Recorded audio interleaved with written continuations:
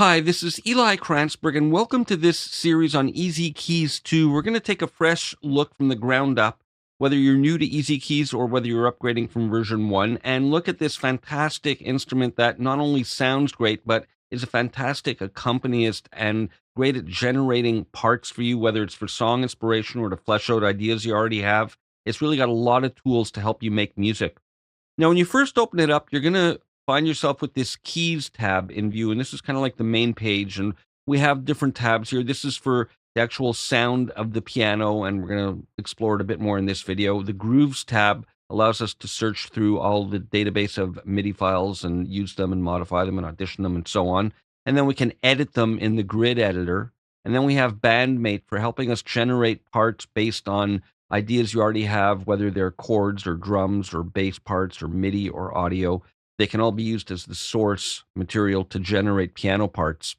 So back to the keys tab over here, we have these different tabs, and when you click on them, you'll see some of them have this little double-edged window sign, meaning you can detach it. So when I click that, it'll detach, and then you can freely place it anywhere you want.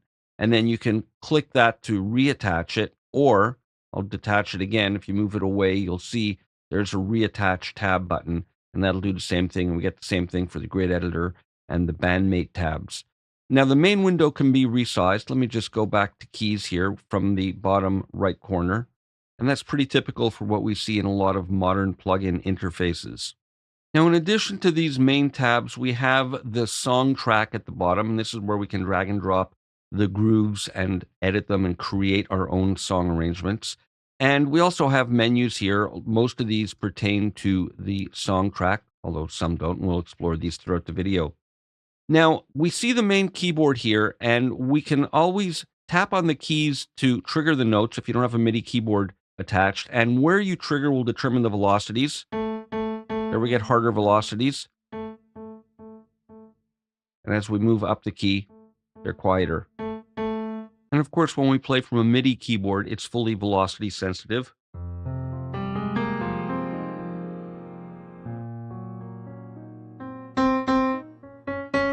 And the velocity can be scaled. If we go under settings here, under general, we have MIDI input, and then you can engage that and then create different scaling that you might want to suit your touch or your keyboard. And there's even some presets here. You can save your own and reset, which I'll do right now, and so on. Let's close that up.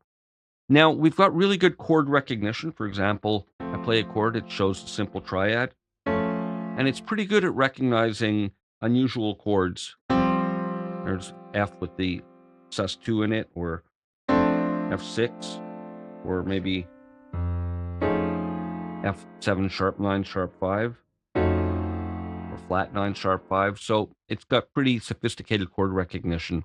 Now we've got presets at the top. Here you'll choose which main library you're using. This is the default EZkeys 2 Session Grand, but you may or may not own some of these other libraries. And then in here, we can get different presets. For example, this one, which has got some reverb. And you can go into the effects here and access some of the main parameters that shape the sound. For example, here we have the reverb. I can dial up more or longer time. And we have hammer noise. Bring all these down so you can really hear it. And that's the noise of the hammers on the piano. Subtle, but realistic. And then sustain pedal noise.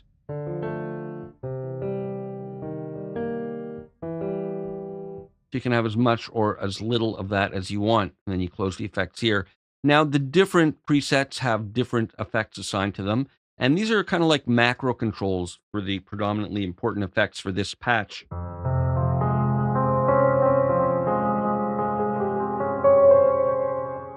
So here we have filter and delay and reverb, so we can adjust the parameters to shape the sound. But there are underlying sounds underneath as well, like compression, that are built into the sound, and these are just the main effects. Now, we also have a category of patches under here called raw sounds, and this gives us access to the unprocessed sound, and we can use the multiple output version of EZkeys 2 to get access to the individual mic sets. For example, It's very dry, but I have a multi-output version here. So if I call up the additional outputs, go to one of the other ones, we'll go to maybe over here, here, one set of mics, another set of mics, ambience, and third set. So you can mix and match and use your own effects in your DAW. And then finally, we have some tuning parameters here where we can adjust by octave, semitone, or sense. Great for transposing. If you have parts in a different key and you want to quickly transpose, you can use these here. We'll continue with more in the next video. Here I've got one of the presets called up from under pads, and it's got a lovely ambience to it. And if we look at effects, we'll see here that there's an actual pad sound that's added.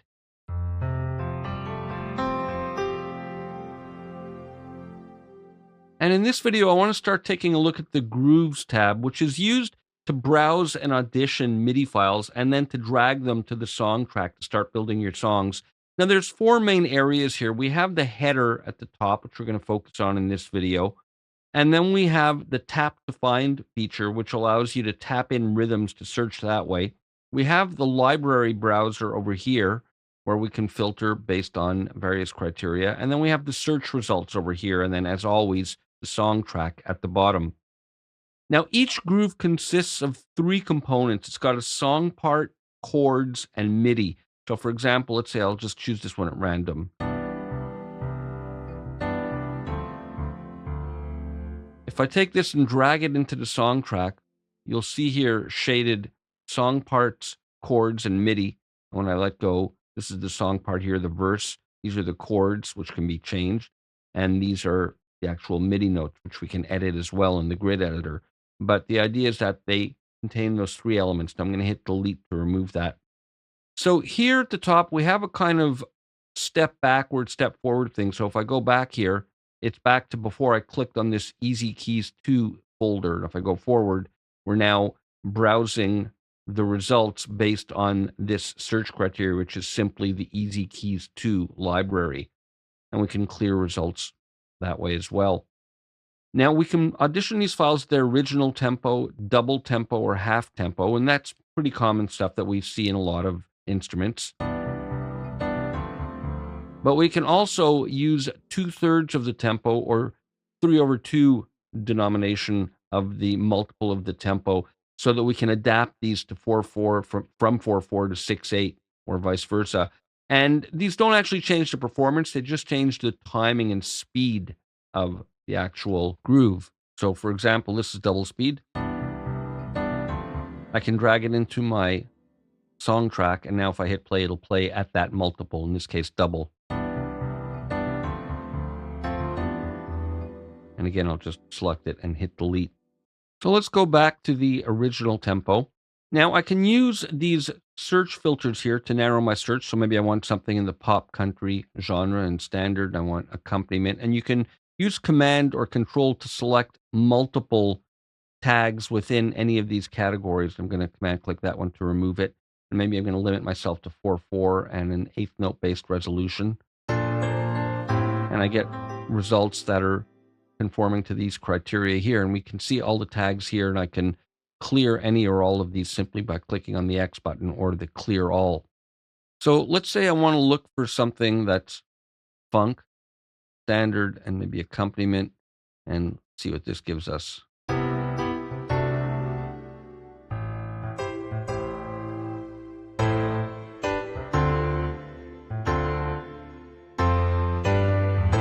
Okay, great. So I like that. I can drag it in here and use it. But let's say I want to modify the octave. I can have it play an octave higher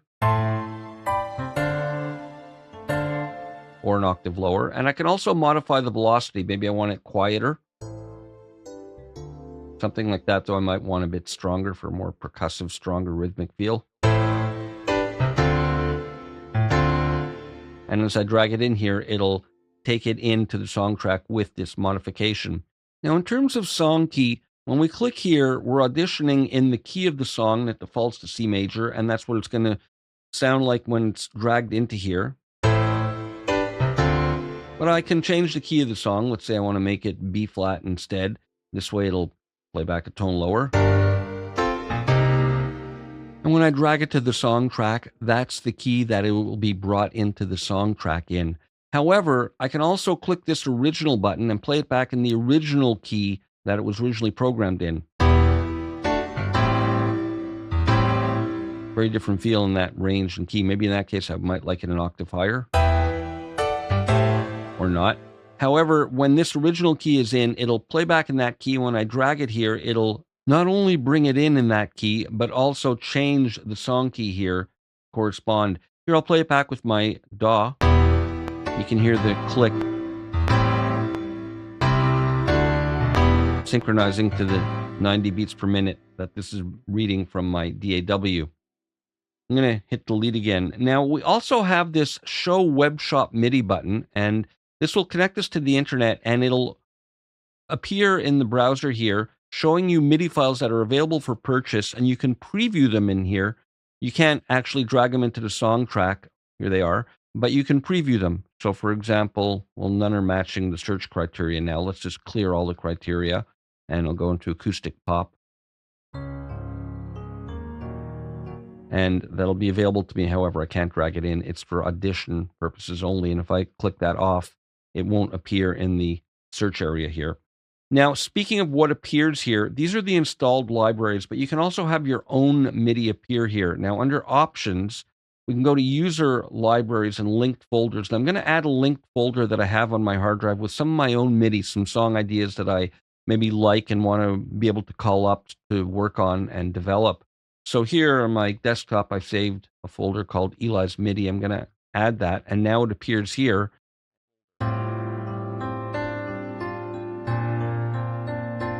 And they're being transposed to this key, of course. So it's actually quite interesting hearing them transposed. It inspired some new ideas. So that's a nice creative option that allows you to bring your own MIDI to work within the EZkeys 2 environment. Now with this menu here, we can unlink the folder. We can sync changes if we make changes outside of EZkeys, open the Finder, and so on. We can even exclude it from search results. I'm going to unlink it for now.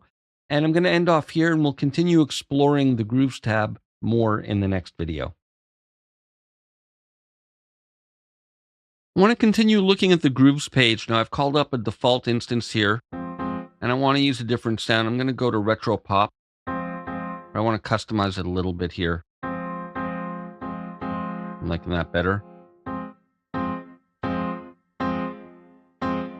Good. All right, so we're going to go to the Grooves page. Now, we've looked at the basic functions. When we're in the options menu, we also have some choices in terms of what fields are displayed. So under here, we can show which filter columns are going to be visible: genre, playstyle, type, sign, resolution. They're all enabled now, and we see them here. We have genre, playstyle, type, sign, resolution. And then for the results column, which is over here, we have any or all of these, which we can include or exclude, and we set to default enables them all, and we see them all over here. And if we scroll, we can see the rest of them. Now, we can search, as we've seen, by going through here. So I want to find a part for this little song. Let me just play it for you. I have a melody. C minor, C, C minor, show you that F, and then it repeats. All right, so I know the basic chords that I want, but I need some patterns. So let's say I'm going to look for maybe something gospel. I can search this way, standard. I want to go accompaniment, and let's just use only those. I don't need to filter any more, and I can audition the results, of course. Now, my song is at 89 beats per minute, and here we can use these headers to sort by these criteria. So if I want to sort by maybe tempo, I can click here, and then I get the lowest to highest or highest to lowest. So if I go like that, I can scroll and then get something close to the original tempo that I'm looking for, which is, we jump from 107 to 66 here, but let's listen.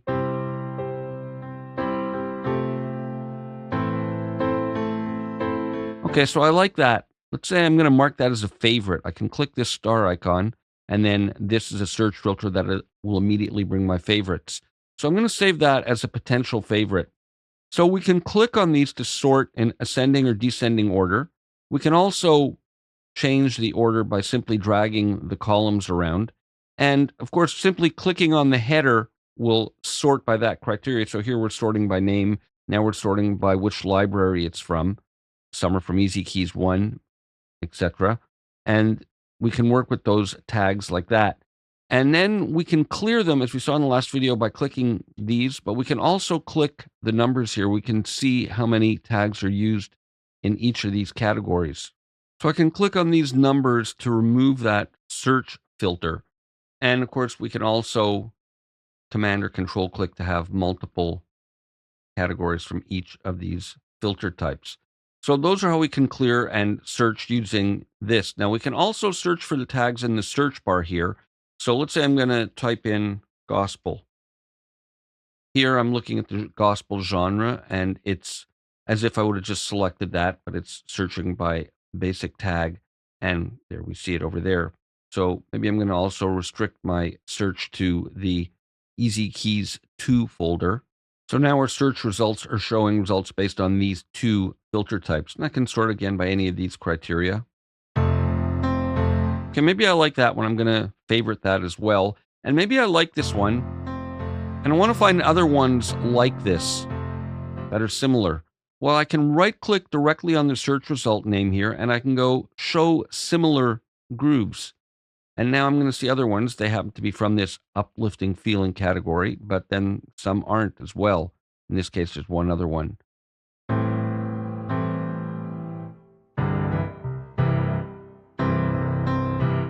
All right, that's great. Now I'm going to clear all here.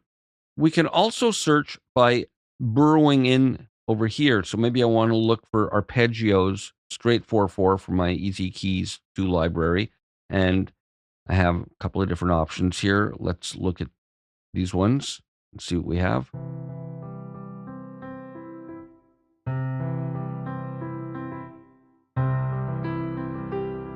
Okay, that might be interesting. I'm going to favorite that one as well. And maybe I want to look for something with ballad, straight 4/4, just a different way of searching. I'm looking for verse patterns, and let's see what we have.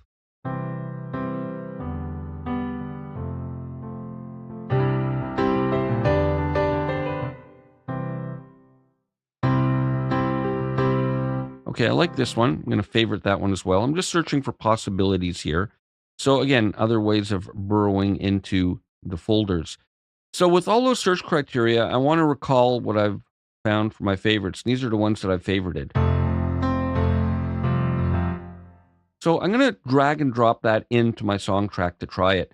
Now, this is starting at bar 4, so I'm going to start this at bar 4 so I can play it right from there. And you'll notice that when I drag and drop, I can drop all parts of these files, the song part, chords, and MIDI, or I can release there and get just the chords, or release there and get just the MIDI. So I'm going to get all of them there. And let me zoom a little bit so we can see what's going on. I'm actually in the wrong key, so let me just take that out, and I'm going to set my key to B flat. And with that, audition again. All right, that's fine. I'm going to bring that in again to bar 4. But these aren't the chords that I need, so we can modify the chords. I just want to do a little basic modification here, just to kind of show a workflow thing. We're not going to dig too deeply into the song track, but I can double-click there and bring up the chord wheel. I'm going to start with G minor 7, and then C7, and then C minor 7, and then maybe F7.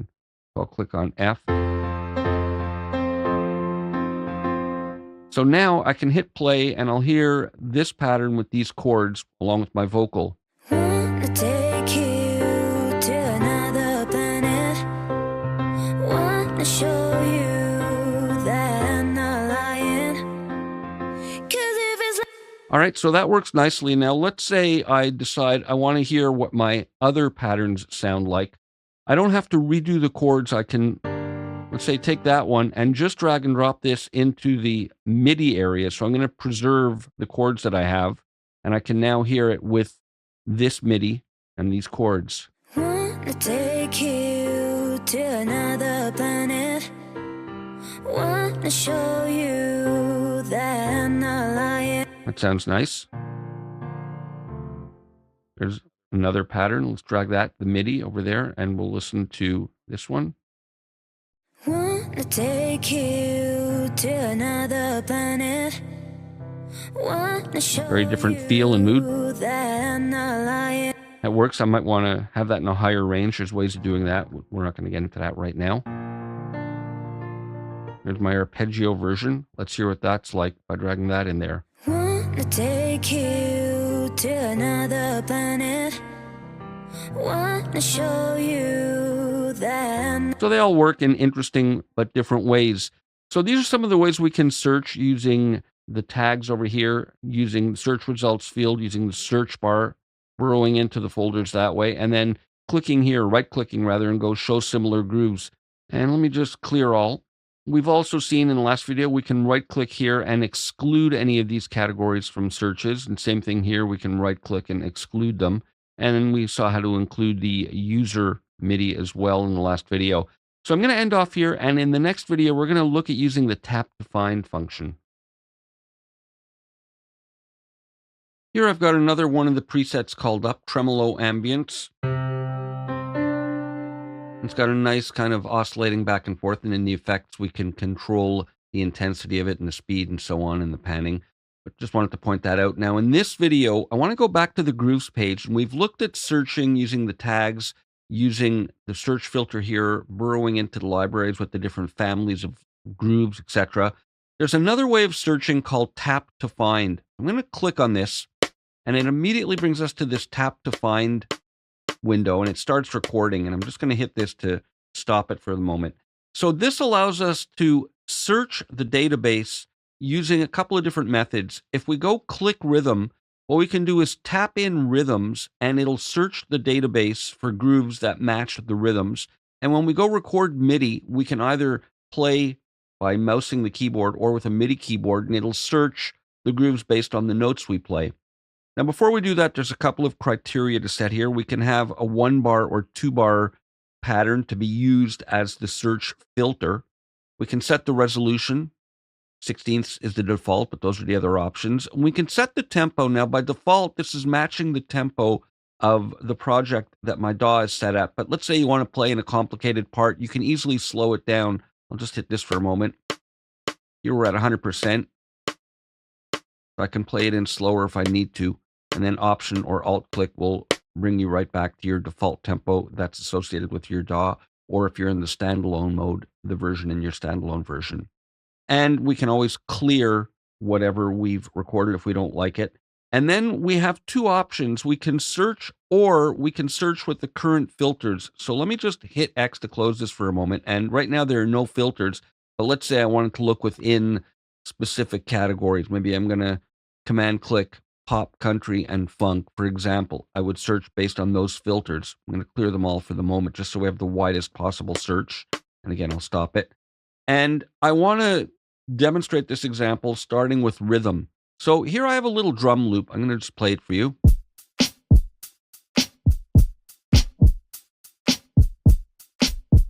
So let's say I want to search for rhythms that'll match those kind of main accents. Now, this isn't the bass part. It doesn't have to match exactly, but it's one criteria that we can use. Now, I can use this window in two ways for the rhythms. I can tap them by tapping here, or I can mouse in the notes. So let me start by tapping. I'm just going to hit this. I'm going to wait the full 2 bars. 1, 2, 3, 4.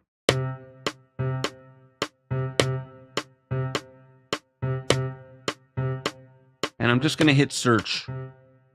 And now it's returning results to me that will be based on the criteria that I used in that search filter, which is rhythm. And we can again sort by matching, which in this case I think is a relevant filter to use for sort criteria. Beautiful.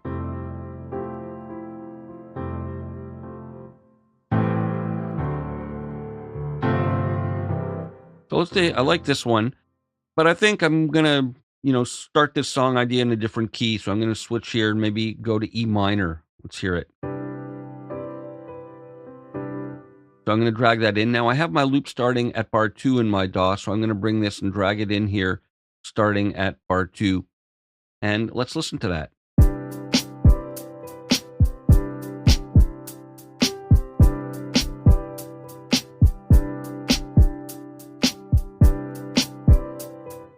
So there's one idea. Now let's clear this. Go back to the tap to find window. Going to hit stop. And I'll show you the other way to do it when we're in this rhythm mode by mousing in the notes. So let me try a little bit of a different rhythm.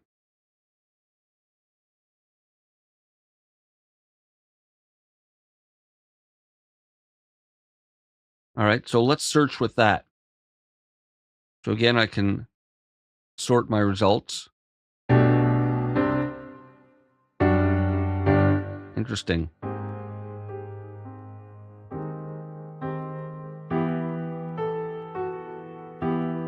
Okay, so I like that. I'm going to take that and drag it in, put it at bar 2.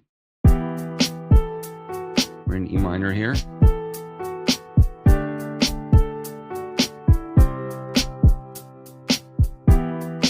Great. So let's say I like that and I want to use that as a song idea to build it up. Well, I can search here by right-clicking and go similar grooves, but I can also go select containing folder. And now it's burrowed in here, and I have the whole family of grooves related to this. I have the verse, pre-chorus, chorus, and so on. This is just the intro version, but I got all these related grooves. And of course, I can go here and now go search with tap to find, and I'm back to this criteria here.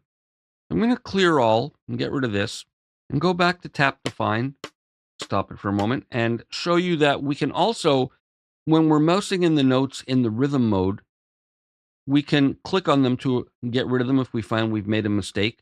And you can also click and drag to make longer notes like that. And just for fun, let's search and see what that gives us.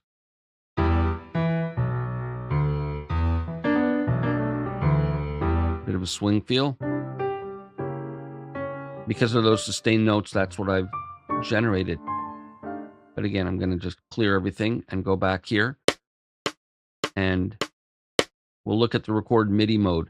So here I can play in on the keyboard or with my actual MIDI keyboard, and I can use melodic pitches and it'll search for that. So let's try that. And again, I'm using 2 bars and 16th notes.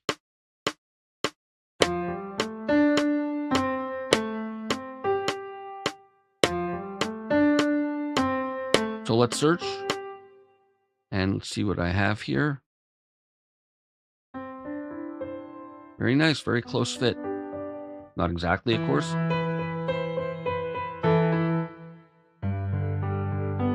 I think I like this first one. I'm going to bring that in again at bar 2 and release it so that it's bringing all the different parts in.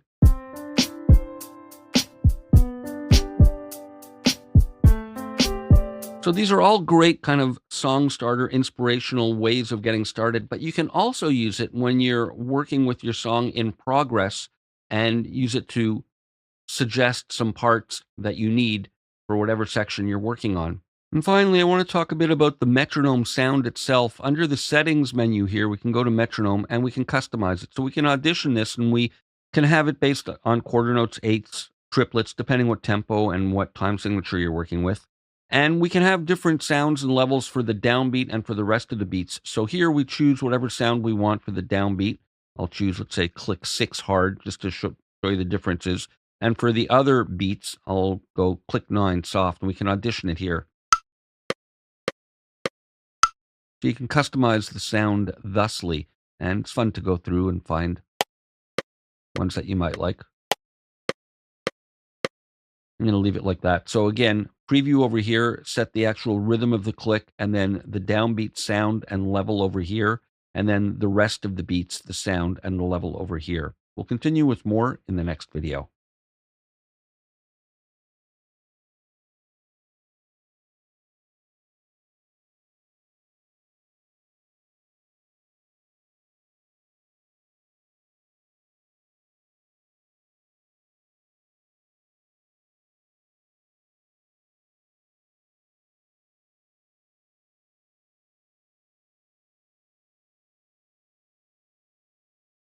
Let's start taking a closer look at the song track. Now, this is what I put together 2 videos ago when I was working with that vocal. In fact, I'm just going to delete this over here by selecting it and hitting the delete key.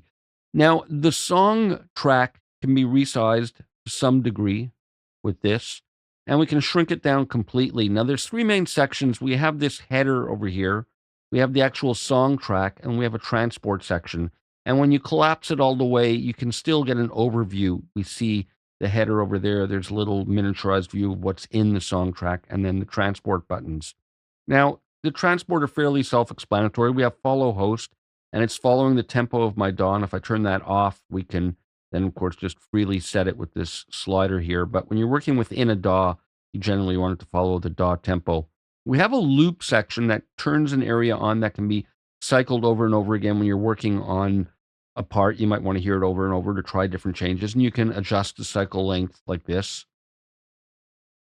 moving it by grabbing in the middle with the hand or at the end like that. And then at the very end, you get these resize handles rather, and then the movement will quantize to the beats.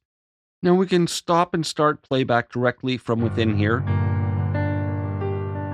Or if I hit spacebar, of course, it'll be synced with my DAW. Wanna take you to another planet. Now the DAW is still going, You. but the EZkeys is stopped. It's its own independent transport. And we have a record button to record directly in here. And when you're doing that, you can optionally enable the metronome and enable a count in. Now, the time signature generally follows the DAW. However, if there are complex time, tempo, or key signature changes throughout your song, you can edit them in a dedicated track.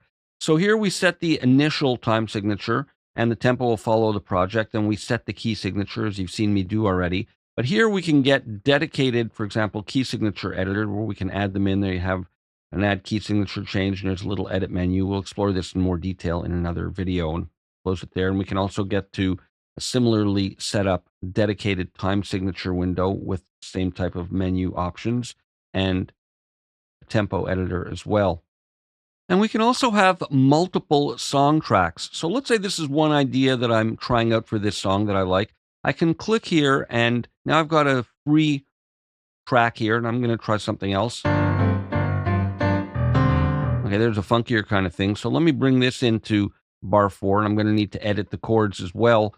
And I can do that, of course, but I'm going to delete it and show you another way. And we can keep adding as many tracks as we want. And when you get to too many to show here, we get this little drop-down menu. You can switch to them like that. And you can get rid of them by clicking the X, or you can right-click here, remove them, rename, or duplicate. So let me just get rid of these. And what I want to do with this one that I have here is duplicate this. So I'm going to right-click, duplicate the song track. Now I've got this one over here, and I want to get rid of just the MIDI from here and then bring in this MIDI, and I'm going to maybe lower the velocities a bit and bring that in and drag it just to the MIDI area over there and just shorten it up like that. And now we have a different idea to work with. Wanna take you to another planet.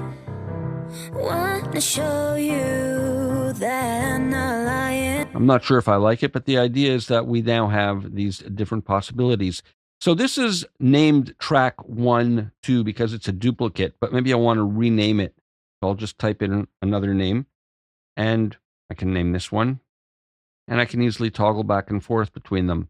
Now you'll notice that they're at different zoom levels. We can use this bar over here to scroll the display and click over here to zoom in and out. We also have the dedicated plus minus buttons here, but I think it's easier to just grab these bars like that. So now I'm going to go back to here, and I'm back to my main idea. Now in the header over here, we have different tools. So this is the main selector tool. We can take this and move things around like that. And we have a dedicated tool over here for creating new song blocks. And for example, if I click up here, it'll create a whole new section header. I'm going to hit Command Z. If I click in this lane, it'll bring up the chord selector, and down here, it'll just generate some generic MIDI. And I'm going to just click on that and hit delete.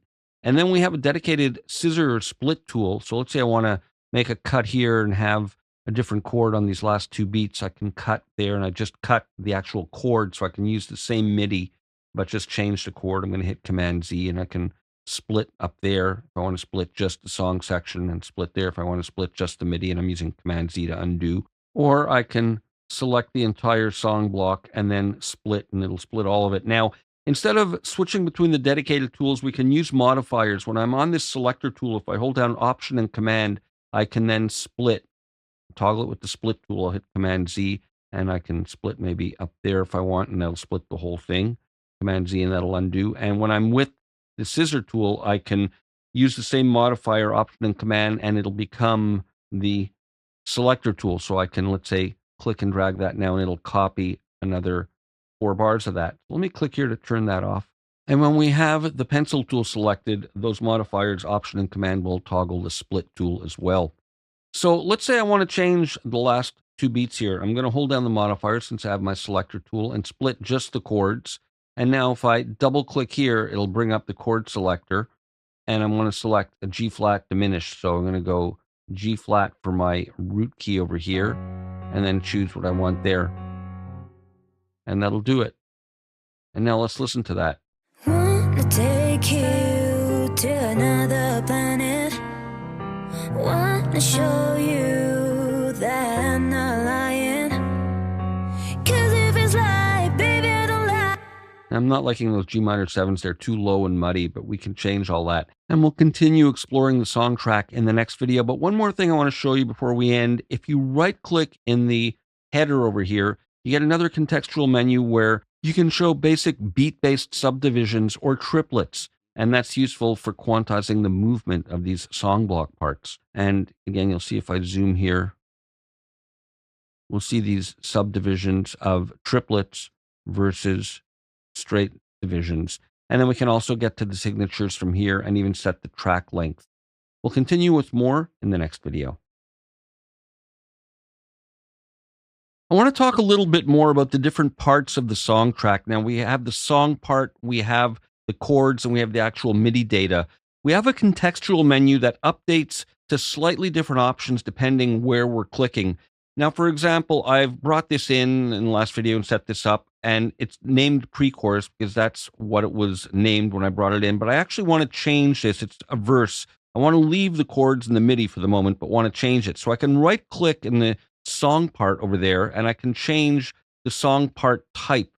And I'm going to make it verse. I'm going to do the same thing for this one since it's kind of like a second verse. But you can easily rename and configure these song parts from that contextual menu. And it's important because when you're moving them around, it'll move around the chords and the MIDI with it, so you can copy and drag and build up your song using iterations of whatever you've set up. So it's great for keeping your work organized. Now we have some common functions: select all, copy, cut, paste, paste it, playhead, remove, fairly self-explanatory, set loop area, and so on. Now, when we click in the chord area over here, we get a couple of different options. We get chord correction, and that'll bring up the chord wheel, and we can change what we've got here, but we can also change the notation of what it's labeled as without actually changing the MIDI notes. We can reset it. I'm just going to click done for the moment. And that's a little bit different than when we call up the edit chord button here, where we simply can change the chord. By doing this and going to chord correction, we get that option, but also to change the way it's displayed. Now, just going to click that to close it. We have other items here. I'm going to click, we can edit the play style. And I want to look at that in a little more detail in another video because we get to that as well when we're using this button. And I want to explore these in another video. Now, when we click on the actual MIDI data, we get the options to mute it. We can quantize it to any of these values if you don't like the feel of how it was originally played. And this is interesting. We can search either with tap to find or in the parent folder, which is useful for related variations, or show similar grooves, which I find an interesting way to hunt around and try different possibilities. And let's say I like this one and want to use it. I can simply go replace MIDI. And now that'll be updated and go save changes. And we have a new section here. Wanna take you to another planet. Wanna show you that I'm not lying. 'Cause if it's like, baby, I don't lie. Take me tonight. Take me. And so on. So that's a great way to modify your part as you're building your song up. I particularly like the search similar grooves because it gives related grooves that aren't in the exact same family necessarily. And I'll just clear all these for now. And we can use the pencil tool to create a new song part here that's empty. And then, of course, I can easily go in and establish what I want to use. And we can use user song parts as well. Let's say I want to make a new section that doesn't exist there. For example, maybe I want one called solo. I'm going to just call this piano solo. I mean, it could be any solo, but it doesn't have to be that one. And I can even assign it a color and then close. Now I can right click here and we'll see that under song part type, we have this new user style that's available. Maybe it's a guitar solo or a sax solo. I still need a piano part. So I can just create the sections as I need. And with the pencil tool, we can click in the middle here to create an actual chord or chord block. And I'll just double click. That'll get rid of it. Now we can click at the bottom with the pencil tool and we'll actually just put in some generic MIDI that we can then replace or do whatever we want with. And again, I double click to get rid of it. And the song part here, I can, with an empty part like that, click replace MIDI, and then I still can search and add to it. Maybe I'm going to try that. Go save changes. And I don't have any chords in there yet. So actually, let me just go back to this tool, bring it over, and I can add chords. So there's all different ways of searching and hunting around to get interesting combinations of parts. I believe it continues here with the G minor 7 again. So I'll just take the pencil tool, click this. Now I'm kind of curious to see how it's going to sound with that jazz part here. There's a lot of serendipity here that is involved with this. So that's great. I'm going to click that and just lengthen it and get the little resize tool. I'll leave it for 1 bar. And let's listen. I'll just keep playing from here. Take me tonight. Bring me love, bring me love, bring me love, bring me love, bring me love, na na na. Goes to a different section. The actual G minor 7 works. I can even keep it going longer. Let's just hear that. Bring me love, bring me love, bring me love, bring me love, bring me love, na na na. I don't have the MIDI going long enough. But you can see you can build up your parts with some interesting serendipity that might happen. Bring me love, bring me love, bring me love, bring me love, bring me love, na na na. Show me your, show me. And so on. But I'm going to get rid of these parts. Let me just do that. It's not really what I want to have here. I'm just showing you the part. And you'll notice when I deleted the song section, it deleted the part that was within the border. Let me hit Command Z to undo that, and I can extend the song section now. So it's a way of sort of grouping and organizing your data and move it around as song blocks. And now it's shortened it because I've trimmed it. So useful for maneuvering around the timeline. I'm going to end off here, and then the next video will continue looking at more interesting ways of developing your parts in the song track. Now we have several buttons here that give us some really interesting options for working with the chords and the MIDI data. And let's start by looking at this suggest chords because I really like this feature. I'm just going to play you this first phrase, and G minor 7, C7 are the chords that I kind of thought worked with the melody. Wanna take you to another planet. That's great. But let's say I'm not sure about that G minor 7. I can use suggest chords. And this is a fantastic new feature. If you're not great with music theory, it'll give you suggestions. And here it's selected all the chords in this chord block. So it's based on the block you're working in. And it'll give you alternative suggestions. Like maybe I'm going to try B flat for that first chord. Let's click that and see what it sounds like. Wanna take you to another planet. That works really nicely, and I might not have thought of it on my own. And I can do additional suggestions or changes. Maybe for the second one, I'm going to try, instead of the C7, I'm going to try maybe E flat. Let's see what that's like. I really don't know if it's going to be good or not. Wanna take you to another planet. Wanna show. It works. They're different feel, different vibe and mood, but they're all interesting ways of exploring the harmony in your songs that you're building up.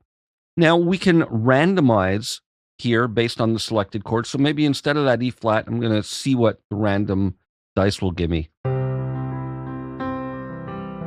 C. Well, that's what I had originally, but it's C without any extensions. Let's try it again. G flat major. Wow. I have no idea what that's going to sound like, but I really want to hear it now. Wanna take you to another planet. Okay, that one didn't work, but I think you see how you can get to some really interesting places that you might not have otherwise thought of. That'll probably work fine. Let's try that.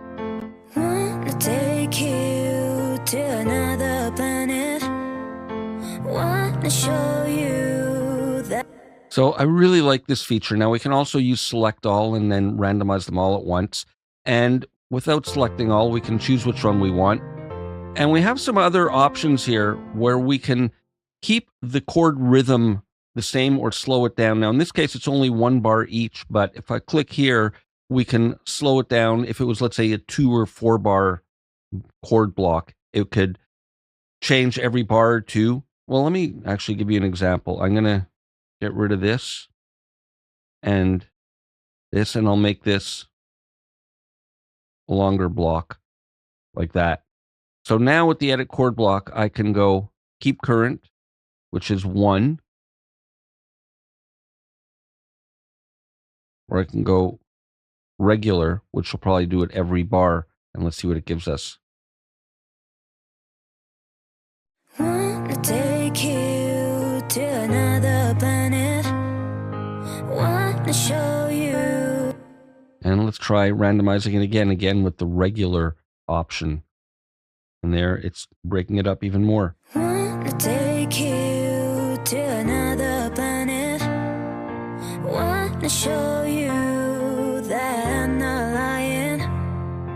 'Cause if it's like. That's interesting as well. Now, if I go slow, let's see what that gives us. It's giving us fewer chords. Wanna take you to another planet. Now, that G major doesn't work. Wanna show. They don't all always work, but then we can go in and look at suggestions. But that's the idea. And then we can get genre specific. Maybe I want to do something more folky. Well, that's going to stay on 1 chord, so it's not very interesting. Let's go regular. So now we're in a folk genre. Wanna take you to another planet. Wanna show you that I'm not lying. Really nice, interesting change there that I would not have thought of in the middle of the bar. So I really like this when you combine the suggestions that it suggests for you here based on what you've already got, or choosing a genre, how fast you want the chords to change, and using the randomize button, which more often than not are useful results that are generated. And then when you're done, simply close it. So I really like this feature.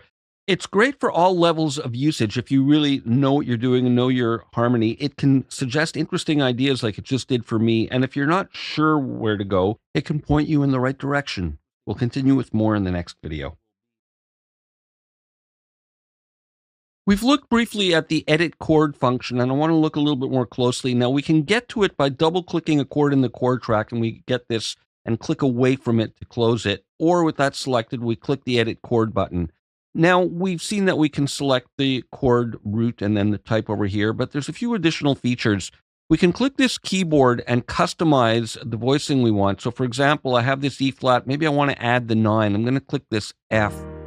And now it's an E flat, add 9. Let's listen. Wanna show you that I'm not lying. All right, that works nicely. Maybe I want to use a bass note. I can try that over here. So, for example, maybe I'm going to see what it sounds like with an F in the bass, like a sus feel. Wanna show you that I'm not lying. No, I don't like that. Let's try a B flat instead. Wanna show you that I'm not lying. That's nice. It has a sus feel, and I think I want to change it for the second half. But that's working nicely. So this keyboard will open and close that, where you can pick and choose the bass notes or the additional chord tones you want there, versus just selecting these preset chord types. And we get these arrows where we can bring up additional options here. I'm going to try that as well. Let's see what that's like. Wanna show you that I'm not lying.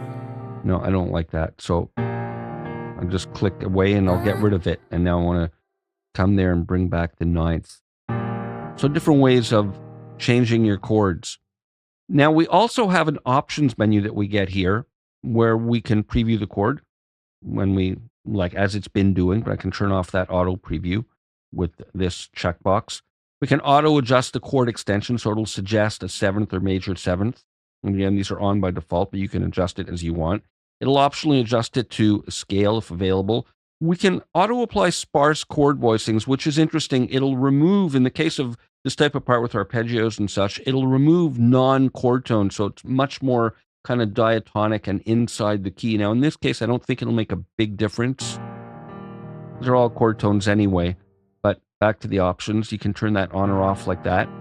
And you can keep the melody going in the right hand. So as the chords change, it'll keep the same melody on top, which is an interesting effect. And it's interesting. Let's hear that in context. In fact, let's select all of these. And I don't know what this is going to sound like. And keep melody ostinato. And let's listen to the whole part now.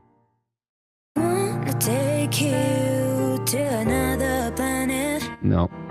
Wanna show. Yeah, I'm not liking that. But it's something that optionally could work. Wanna take you to another planet.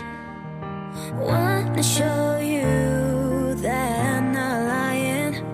All right, so that's that option, and you don't have to do it on all the chords. You do whichever ones you want. We can bring up the chord correction box here, which we looked at in the last video, or we can reset it to the original if you're experimenting. You don't have to worry about going down a rabbit hole. You can always easily revert back. Now, having made this change, I want to shorten this, and now I'm going to hold down Option or Alt and drag it over so I have a separate chord block there. And maybe I'm going to go to Suggest Chords and see what it gives me for that, and let's see what that generates. Well, that could be interesting.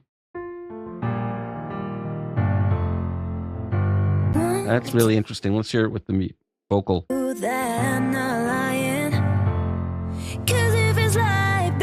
Again, something I would not have thought of on my own. So I'm going to keep that because I actually like it.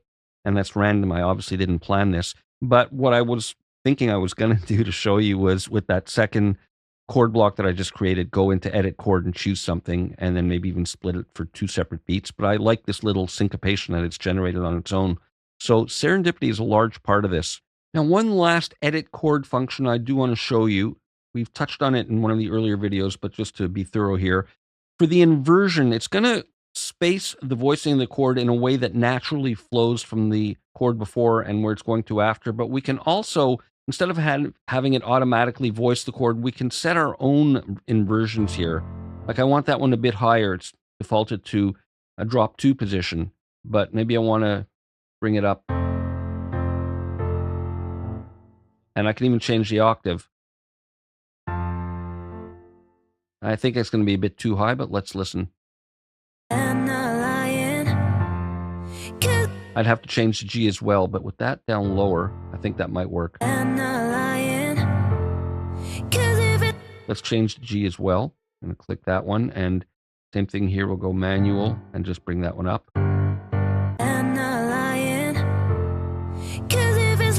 Okay, I think I wanted it a bit lower. Actually, the one it calculated wasn't bad.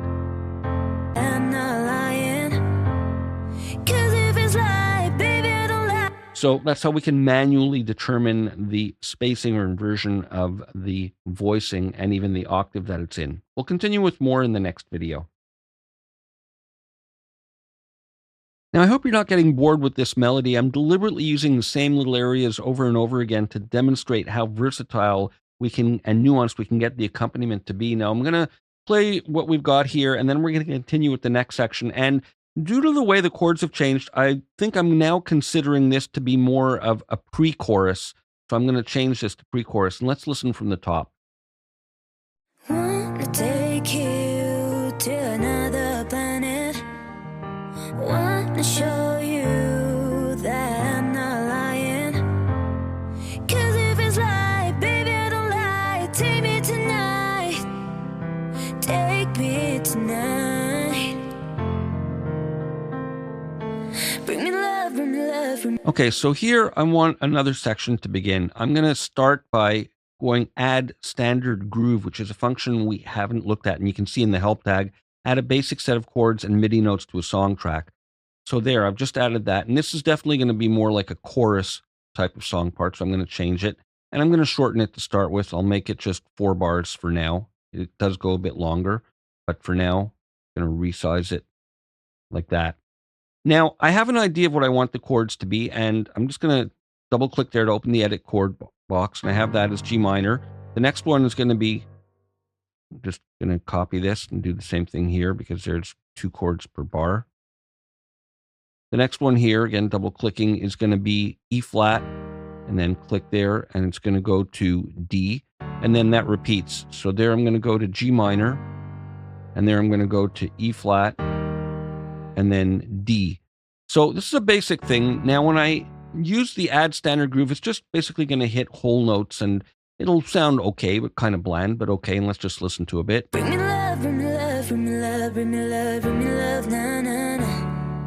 Show me ya, show me ya, show me ya, show me ya, show me ya, na na na.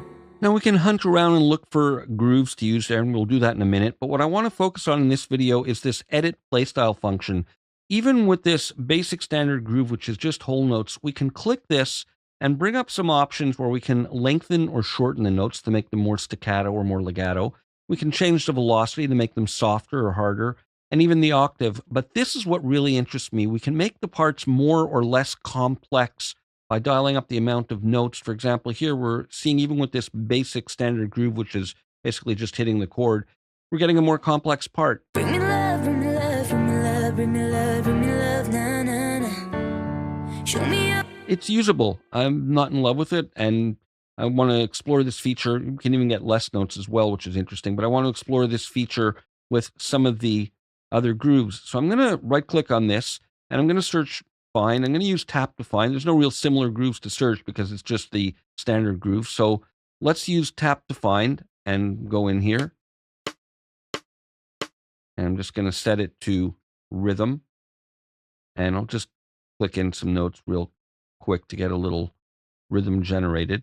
And let's search and see what it brings up. And again, I'm going to sort by matching.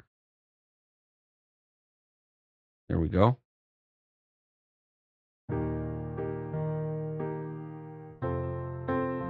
That'll probably work. Okay, so let's go with that. I'm going to go replace MIDI, and let's just hear what that sounds like. Bring me love, bring me love, bring me love, bring me love, bring me love, na na na. Show me ya, show me ya, show me ya, show me ya, show me ya, na na na. So now I'm going to go save changes because I like that. I can go edit play style, and I can maybe make it a bit more staccato if I want, and maybe fewer notes for a sparser part, and maybe a little bit harder. Let's see what that's like. Bring me love, bring me love, bring me love, bring me love, bring me love, na na na. Show me ya, show me ya, show me ya, show me ya, show me ya, na na na. Of course, it depends what else I have going on in my arrangement. Maybe I want something like that because maybe I want guitar or drums or something else to be a bit more assertive in the arrangement. So that's a great way to customize these parts and get them happening a little more sparsely or more densely. Bring me love, bring me love, bring me love, bring me love, bring me love, na na na. So let's say I'm going to go in the opposite direction. I want more of a fluid, languid part that's a little fuller featured and more fleshed out. Bring me love, bring me love, bring me love, bring me love, bring me love, na na na. Show me ya, show me ya, show me ya, show me ya, show me ya, na na na. Love it. Let's dial it up even more. Bring me love, bring me love, bring me love, bring me love, bring me love, na na na. Show me ya, show me ya, show me ya, show me ya, show me ya, na na na. A little too legato for my taste. But I think you see the fun and flexibility we get with this. Bring me love, bring me love, bring me love, bring me love, bring me love, na na na. I'm trying an octave lower. Bring me love, bring me love, bring me love, bring me love, bring me love, na na na. Show me ya, show me. It works, but I'm not loving it. So maybe now that I actually have a groove in place, I can right click on here, and now I'll go find and go search similar grooves. And let's see what else we get here.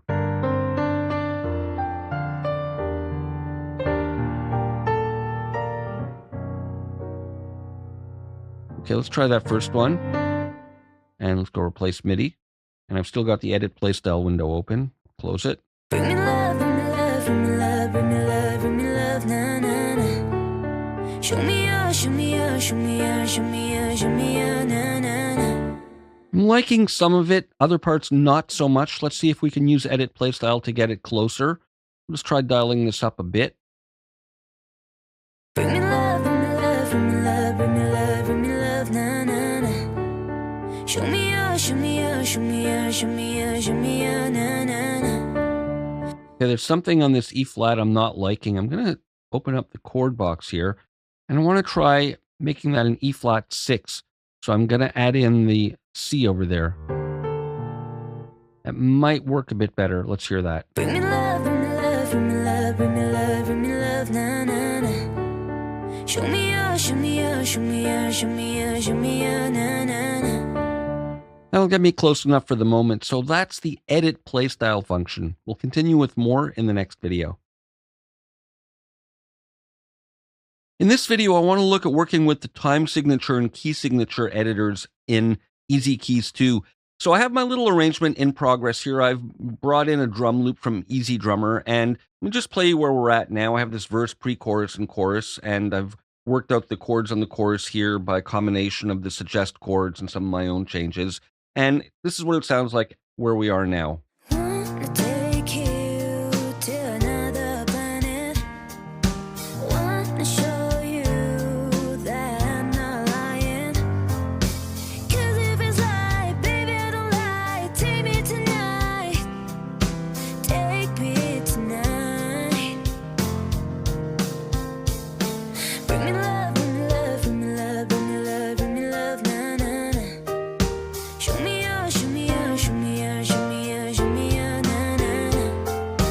Bring me love, bring me love, bring me love, bring me love, bring me love, na na na. Know that tonight we close our eyes, we're gonna fly. The 2/4 bar, You know, and now there's a new section, bridge section. So first thing I'm going to do in my DAW, I'm just going to add in that 2/4 bar over here, and this is a little bit different for each DAW, but this is Logic Pro, and I'm just going to simply do it like this, and then go to the next bar and go back to another signature change and make that 4/4. So now I have my little 2/4 bar. You'll just follow along here, and it'll be in sync in the bar ruler in my DAW. fly. 1, 2, You know, 3, 4, 1. Okay, great. So what I want to do is put a 2/4 bar in here at bar 20, and then at bar 21 back to 4/4. So I can right click in the time ruler here and show the key signature editor or time signature editor or tempo editor. And just before I do that, I just want to show you that we can also get to it from the track menu up here, show time signature editor, key, and tempo, and so on. So I'll bring it up from here. And now I can simply add the plus, add a time signature, and it defaults to 4/4, but I can click here and just type in whatever value I need. I'm just going to type in 2/4. That's fine. And we can also use this edit menu. I can cut, copy, remove selected, or remove all of whatever signatures I have in place. Now I'm going to move this ahead to bar 21, and I'm going to add another one. And now I'll just type in 4/4 there. And now we should be in sync. So let's click X to close this, and we can see the little overview of the time signature changes there. And I'll just play a little bit. I'll back it up and play the last few bars. we close our eyes, we're gonna fly. 2, 3, 4, 1, 2, 1, 2, 3, 4. So that works great. Now I'm going to have to put something in there to flush it out, but that's a separate topic or separate task to do. Now I want to bring in another song block at bar 21 for the next section over here. And I'm going to start by just going add standard groove. And I'm going to change this song type by right clicking there. And I'm going to call this bridge. It'll be, let's say, a new section. And here I'm going to go to G minor to start with. And I'm not 100% sure of the chords that I'm going to be using, but I believe I'm going to go with E flat there, and then C minor, and then F. And let's just see if those work. And again, it'll just be whole note chords for now. And again, I'll back it up a little bit. You know, baby, you know, love and raising, you know. I know that tonight I take you to fly. Great, and then it repeats. So I'm just going to select those by shift clicking, delete them, and now shift clicking to select these. I can right click and I can go copy. I can also just option drag, just showing a different way to do it. And from there, with the song position there, I'm going to right click and go paste it playhead. And there's our next 4 bars. You know, baby, you know, love and raising, you know. I know that tonight I'll take you to fly. Great. So here we're going to be changing keys, kind of going to G minor, which is a related key, but I want to enter a key change here, even though it's related from B flat major to G minor. So again, with this position there, I can right click here and open the key signature editor, just as I can do it from the track menu up here. But let's do it from here, key signature. And works similarly. I'm going to go plus, and then I can use this to select what I need. It even says here relative minor, it's related key. And then I have the same edit menu where I can cut, copy, paste, remove, simple edit commands. And that's really all I want to do. I can click this X to close it. And now I have this new key signature change. And I'll play it from before, and we should see the key signature change here. Back it up.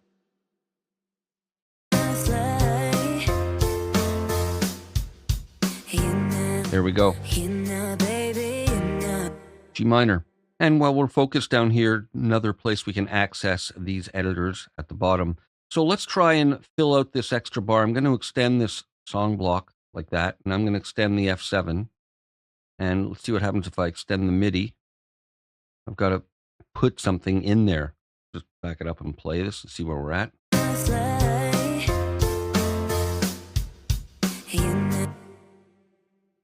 All right, so I think before I fill in the actual MIDI data there, I'm going to change the chord. So let's leave that for 2 beats, then another 2 beats here. And I'm going to double click to bring up the chord wheel, and I'll make this an F sharp diminished or G flat diminished so that it's going to lead up nicely to the G minor.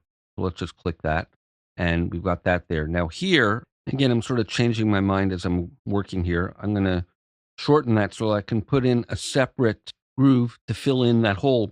So I can use this pencil tool and click there, and it'll just insert what's needed to fill in until the next groove starts, which is here. So I've got a little 2-beat fill there. So right now it's going to be pretty boring. It's going to be just a simple little sustained chord. And let's just loop this area. I'll play in here.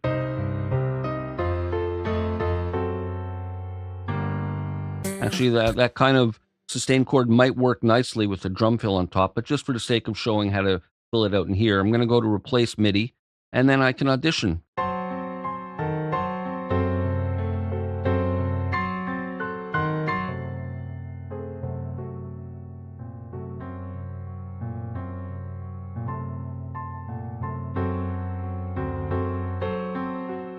Okay, let's go with that one. And now let's hear it in context and see how it works.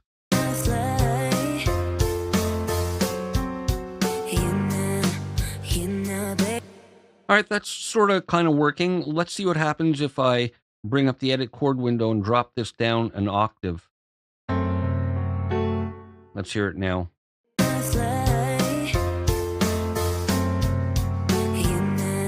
That works much better. So that's the key signature and time signature editors, and we'll continue with more in the next video.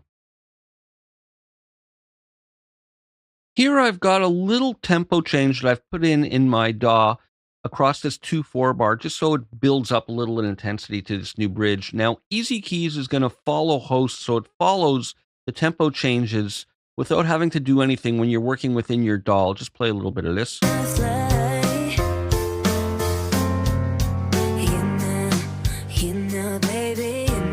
So it's staying perfectly in sync. So we don't really need to do anything. However, there is a tempo editor in here, and it's more relevant when you're working in EZkeys using the standalone version rather than within a DAW. So let's look briefly at the standalone version and see how to implement tempo changes, because it wouldn't make sense to do it here within a DAW. So before I open my EZkeys 2 standalone, what I'm going to do is use the local menu here to save this. And that way I can open it up in the standalone version. So normally you wouldn't need to do this in a DAW. You just don't reopen your DAW project and you're fine. But I'm just going to show you how this works. Now I can save the project, save as, save a copy, and so on. I'll just hit save project since I haven't saved it yet. So here it's navigating to my user folder, music, EZkeys 2. There's my user MIDI folder, and now this. So let me just name this, and we'll be able to access it and open it within the standalone version. And if you look under the file menu under open recent, you'll see that it's now available as a project. So let me close this and open up the standalone version. So here I am in a fresh instance of the EZkeys 2 standalone application. Now, before we do anything, you need to go into settings and go to the audio MIDI setup. Since there's no DAW that you're routing through, you need to set it manually. So it's defaulting to seeing all my MIDI inputs. That's fine. And for my audio outputs, you choose based on what you have connected to your system here. And I've selected the outputs that I want related to my audio interface. So with that done, I'm going to go under File, and I'm going to go Open Recent and open that project, and it's brought it in right there. Everything's there. Now you'll notice there's no Follow Host button here because obviously there's no host tempo to follow. So when I saved the project, it saved it with the tempo that EZkeys 2 had been mouse slided to outside of the follow host mode, and it wasn't set properly. So I can simply type in here the value that I want, which was 89 BPM. And now I can input signature as I want. So here's our song in progress, and there's our time signature and key signature change. I'll just zoom a little bit over here. So we get to the tempo editor again by clicking there and going to tempo editor, or we can right click in the ruler here, or we can use the file menu up here, or rather the track menu over here for tempo editor. So I'll bring it up, and it looks similar to the key and signature editors, but there's a couple of additional things. Now, first, I'm going to position the playhead there, and I'm going to go add node, and then I'm going to bring it to there and add node, and just drag this up a little bit where I want. And there's my tempo change that I'm recreating what I did in my DAW, just for the sake of showing you how to do it. But another thing we can do, I'm just going to hit Command Z to undo that, is we can go increase and decrease, and this will increase it by a default of 30 BPM. Go again, it'll bring it up another 30 BPM, and that'll bring it down by 30 BPM. So these are just sort of default increments that you can use as a starting point for your tempo changes if relevant. Otherwise, you can simply click and add the nodes and drag wherever you need to. And in this case, I would go to 92, and we have an edit menu with similar cut, copy, remove, paste when we've got it copied to the clipboard, and so on, in case you want to paste it in later in the song timeline. So now that I've done that, I can go here and I can go save project, and it'll update it, or I can go save as or save a copy as. But in this case, I'm just going to save it so that it's got this tempo change in there. So that's a little sort of quick start in working with the standalone version. Now I can click the X here to get out of the tempo editor, or I can go to any of these menus and just uncheck it there. And now we've got our time signature, key signature, and a tempo change in there. And you can keep your eye at the bottom here and see the time, tempo, and key signature changing.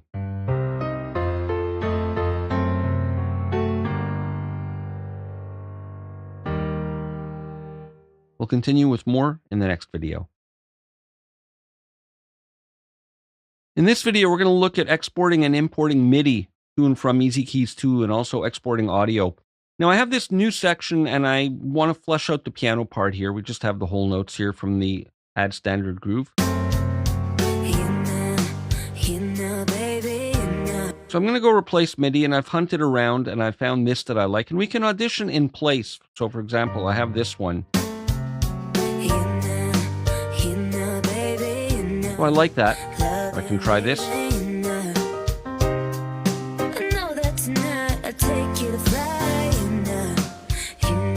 Anyway, I like this one, so I'm going to save the changes. So that's fine. Now what I want to do is just go back to my main view. We're not really dealing with the grooves anymore. So I've got my little song fleshed out here. I can simply drag and drop this into my DAW if I want to work with the MIDI inside here and edit it. So for example, I can click and drag any of these song parts, or I can just select all of them. I'm going to go Command A, and they're all selected. And now if I just take this and drag it, my EZkeys 2 track, it's all there. So I can turn off follow host, but what I can do is just switch to a new empty song track so nothing will play. And now I'll play it, and it should sound the exact same. But I have the advantage of getting access to all the notes, so I can edit it to my heart's content however I want. Now, another advantage in exporting it like this is maybe I can copy it or bring it to another track. I don't need to play it back on EZkeys 2. Here's another keyboard sound from an instrument in my DAW.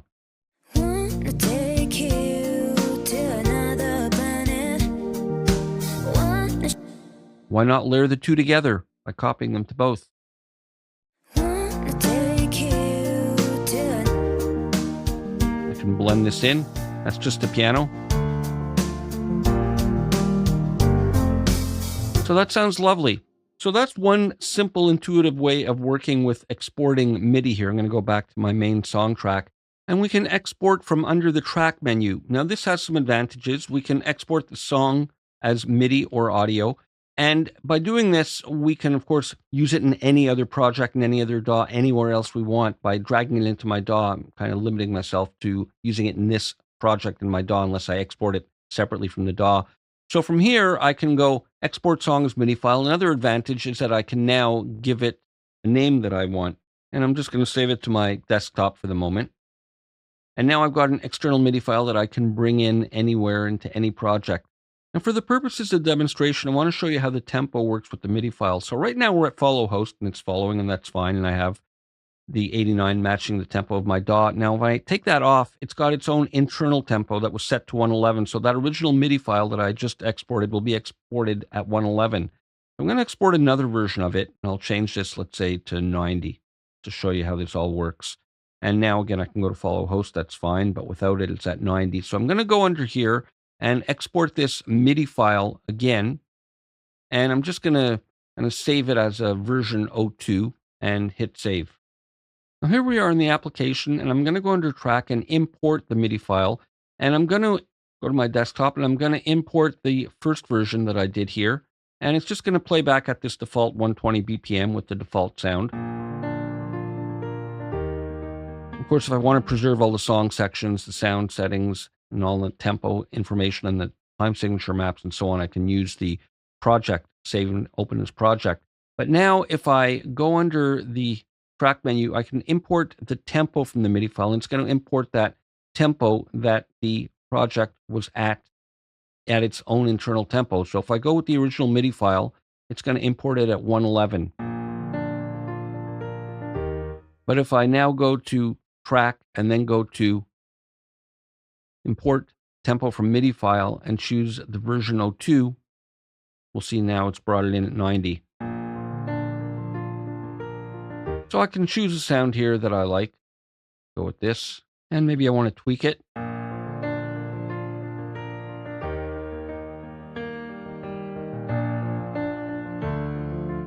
Great, so it's sounding the way I want. Now I can export this as an audio file. Maybe I'm doing a gig and I don't want to bring software instrument and load up EZkeys. Maybe I'm just playing back audio from an MP3 player or some other playback system. Maybe you're a singer and you want to bring this to accompany you and you just need the audio playback.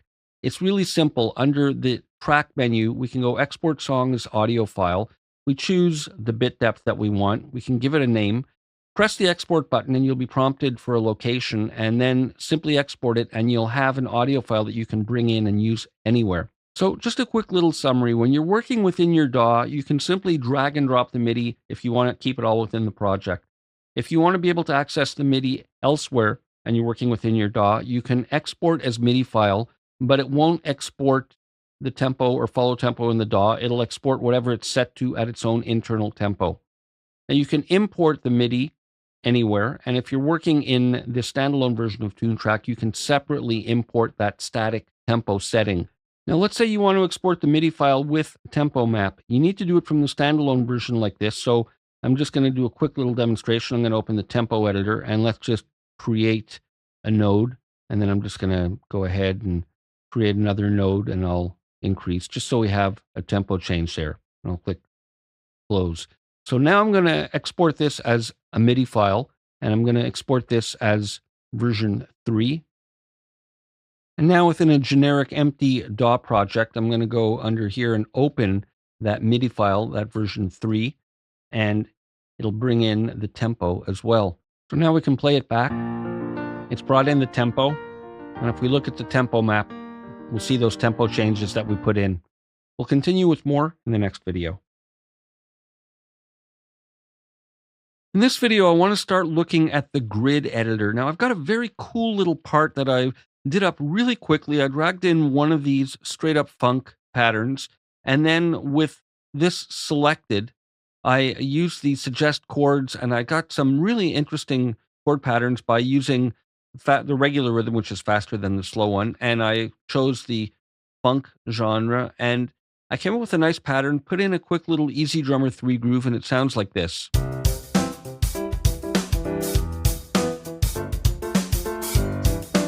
And so on. Now, we've looked at all kinds of interesting ways of stimulating ideas and fleshing out your arrangement in the song track and in the grooves page by searching out the grooves and then editing them where necessary, either the voicings or the chords, and replacing some of the parts and so on, using the pencil tool to fill in holes. But we can use the grid editor for a more nuanced, complex detail access point to get into the individual notes. So we get to it by here, up there, or we can double click on the MIDI part. Now here I've got two different grooves, and you can see here that I can highlight one or the other. They're contiguous. We can access all the notes, but there is this division here. And of course, I can shift click both of these and right click and merge if I want, and I can get one longer pattern. And now we don't have that division there. And I really like that we see the chords on top here so that when we're editing notes underneath, we can see what chords they're pertaining to. Now, there are three main parts to this grid editor, and I'm going to shrink this down so that we can see more of it on screen. We have the header up here. We have timing controls and other functions that we're going to get to. And then we have the main piano roll style editor. And then at the bottom, we have a CC editor over here for editing velocities and other MIDI continuous controller messages. And we can hide or show that part down there. And I'm going to leave it closed for the moment. Now, the cursor tools up here are the same that we've seen in the song track. We have the selection tool, and that's used for selecting and moving blocks in the piano roll. And we also use it in this MIDI values editor for other assignments. We can move things around. So I can click on a note, select it, move it, and so on. And hit Command Z to undo. And we can make selections like that. And we have the pencil tool, which is used for inserting notes into the piano roll, and we also use it for inserting nodes into the MIDI values editor down below. So I can get to there and just click and add a node like that, and I can click again to get rid of them. There's no double click, you just click on notes again. And the split tool works the same as in the song track, so if I have a long note like that, I can use this to cut it. And we can use Command and Option to toggle. When you're with the split tool, it'll toggle and become the regular pointer tool, and when we're on this tool, it'll toggle and become the scissor tool. Now, we also have some interesting timing controls here. So let's just play this again and listen.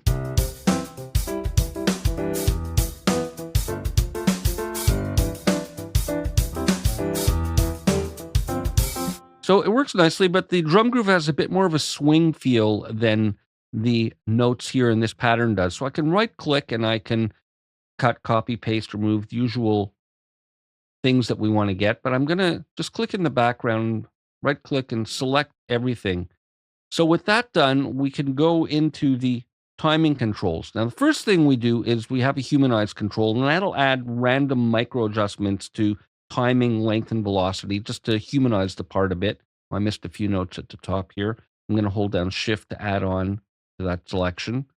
And I missed a few more there. So again, Shift with the clicking in the background will easily add or remove from your selection. So I can click Humanize and we'll see some little adjustments, and we can zoom same way with the handle at the scroll bar here. And you'll see little timing adjustments. Do it again. Again. So there's little subtle adjustments to velocity, timing, and length. But I'm more interested in the groove and feel and timing of the notes right now rather than humanizing. So we have snap controls. We can toggle snap on or off, and that means when we're adding or moving notes, they'll snap to a grid, and we set the grid resolution here, and we can set them to straight values and triplet values, and that's pretty common to most piano roll style editing. Now, with snap off, we have more control, for example, for the timing of notes, if I want to make them subtly longer or shorter in a chord in this case, and maybe I want to make this one a little bit shorter, and we get a trim tool at the end. So again, with snap off, we have much more freedom. Let's just listen to that.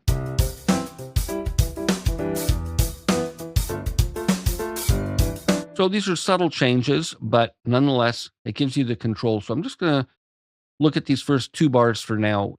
And we have a timing panel that we can open up here, and this is what I want to look at. We can quantize selected notes, and we have a strength control. So as I do this, you see them move closer to the grid. Let's listen to that.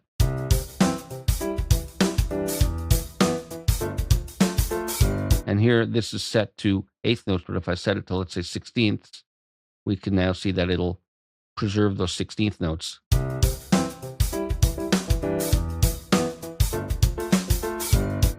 And that's working as expected. And we have a randomize function, which is great. We can randomize the timing a little bit or a lot. Try a little bit and not quite full strength. And we can shorten the notes together. Maybe I want the whole thing more staccato or those selected notes.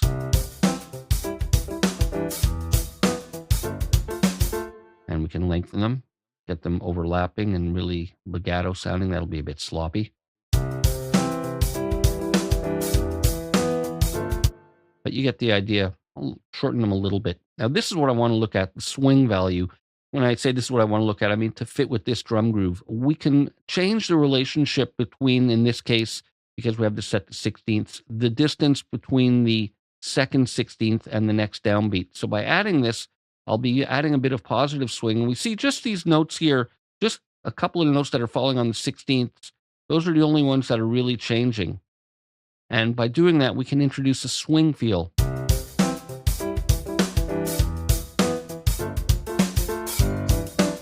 And that works nicely. I'll go all the way just to exaggerate it. A little too much.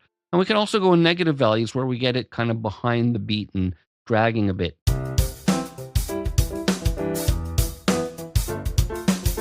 Yeah, that's not suiting the feel of that drum groove, but something around that should work nicely.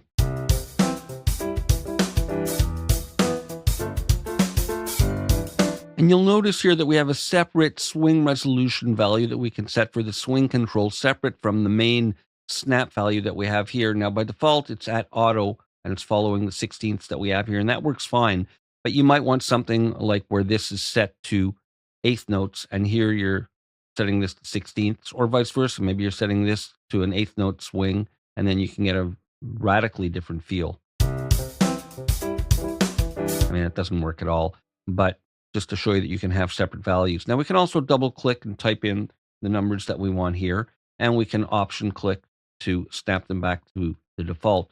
Now, I think I want to change these two E's over here to a D. I can drag them down, but if you drag freely, you're going to move them in time and vertically in pitch as well. And I want to restrict my movement only to one direction. I want to preserve the timing and just move them down. So I can hold down Shift, and now they'll move down but maintain their timing position. Or maybe this one, move this up. Again, undo. I forgot to hit Shift. Move this up to G. Let's see what that's like. That's great. And maybe I'm going to just option drag this up and move it, put it right there, and have a little grace note. Maybe I'll just option command click in the middle to split it.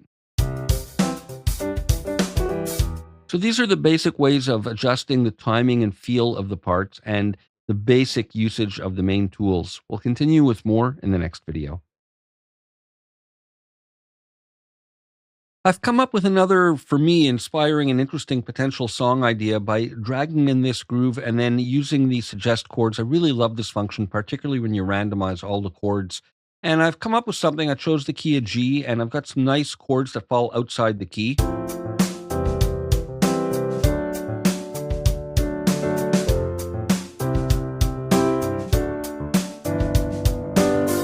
And so on. So it sounds nice, and I want to look at some functions in the grid editor that pertain to these chords and editing the notes and how they're displayed by highlighting the keys of the relevant scales and chord tones. So let me just shrink this down so we get more room here. Now we have this highlight keys function, and we can simply turn on or off. And you'll see when I turn it on, it says scale mode, and it's highlighting the notes that are relevant to the scale and mode pertaining to G major. Now we get an additional menu here with some more functions pertaining to what's highlighted. So first of all, we have scale snap, and this is really useful if you're not super fluent in your music theory and you're editing your notes. You want to make sure that you're going to be using notes within the scale. In this case, the scale that we determine here, which is defaulting to the G major mode, Ionian, because that's associated with this key over here. We turn on scale snap, and then when I move, and again, I'm going to hold down shift so that I maintain my timing. It's going to skip over the notes that aren't in the scale and just give us the scale notes.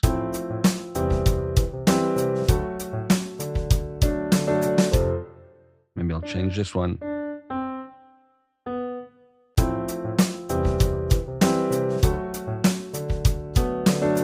That's really nice from the 6 going up to the root. So it's a nice way to edit, secure in the safety that you're going to be maintaining the notes within the appropriate key and scale.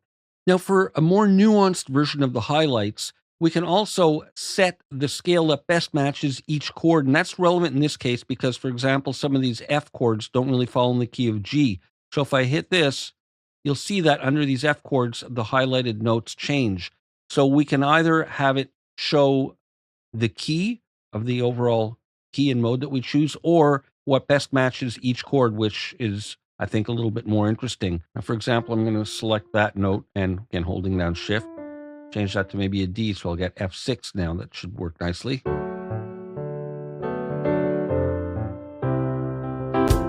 Great. Now, another option we have is to show just the chord tones. So let me just deselect this. And what it's doing is showing just, or it's highlighting just the notes that belong to these actual chords. Now, in this case, all the notes in here belong to the chords. But if you've got a busier part with lots of flourishes and fills, maybe you've recorded in your own part, and we're going to look at that later in the series, there could very well be notes that are not chord tones. In this case, they are also, they're all unhighlighted areas. And then we can, again, set the main scale and mode from here in case you need or want to change it. Now we have this songwriting scales, which is a really cool, new, interesting feature. I'm going to look at that separately in another video, but that's part of this little sub area as well. Now I'm going to end off here, and in the next video, I want to look at some of the interesting selection and editing functions available in these menus.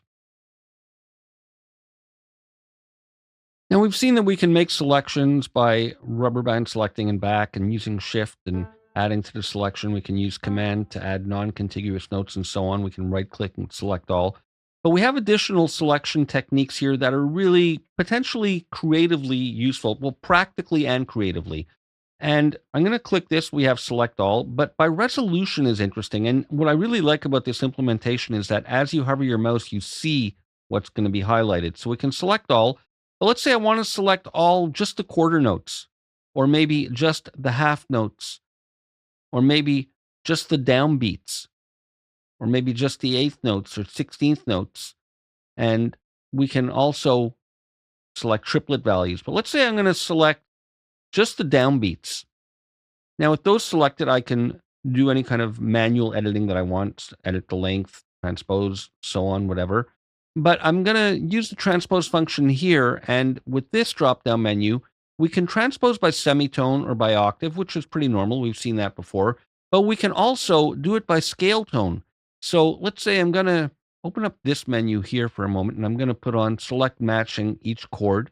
And now I'm going to go to transpose and go down maybe some of the scale tones, or maybe up. And let's hear what that gives us.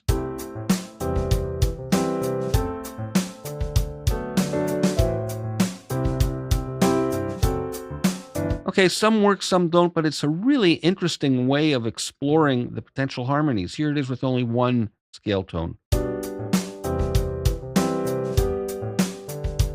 So I think that's a really stimulating way to explore creative harmony. Now, we can also exclude certain notes. So maybe I want to exclude the eighth notes. I'm not getting anything there. But what I'm going to go to do here is, let's say, I'm going to select all those. And now with everything, or let me just go select all. With everything selected, we can go to exclude. And again, I'm hovering my mouse over what I want excluded. So I'm going to exclude just those notes. And now I can transpose. Again, and transpose is just one of the edit functions. You can do other ones too. Transpose just those notes.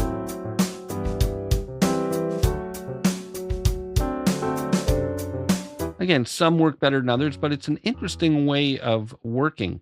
Now, another thing I can do under the select menu is invert the selection. So now it's everything except what was selected. And again, maybe I can try the transposing and see what happens going by scale tones.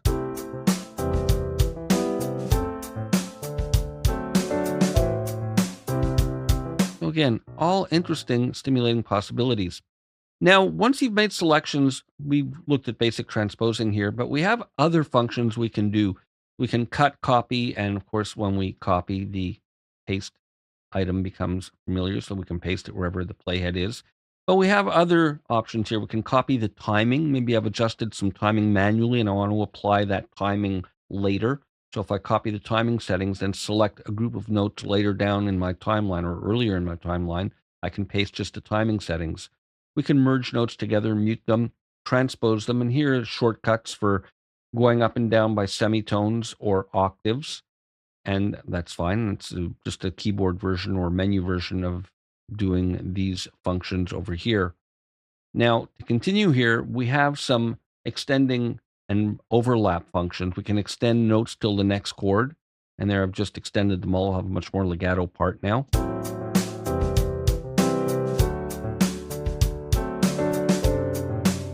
That one didn't work so well. It's that C over there that's not working. That should work better.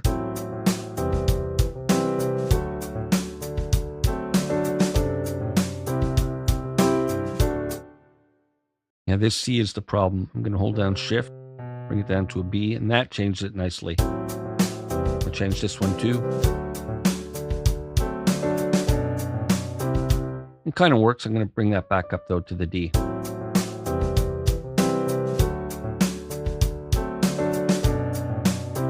That's nice. I don't want this note here, though.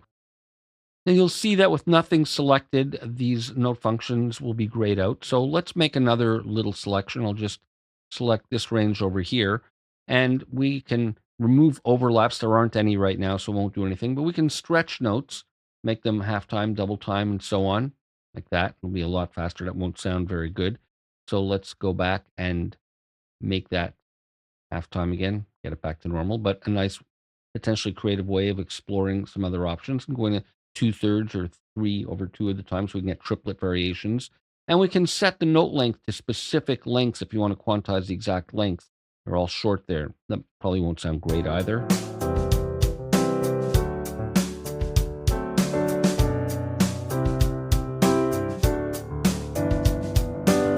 It works, but it's a nice way if you're doing more dance-oriented type of material where you want everything really precisely at the same length.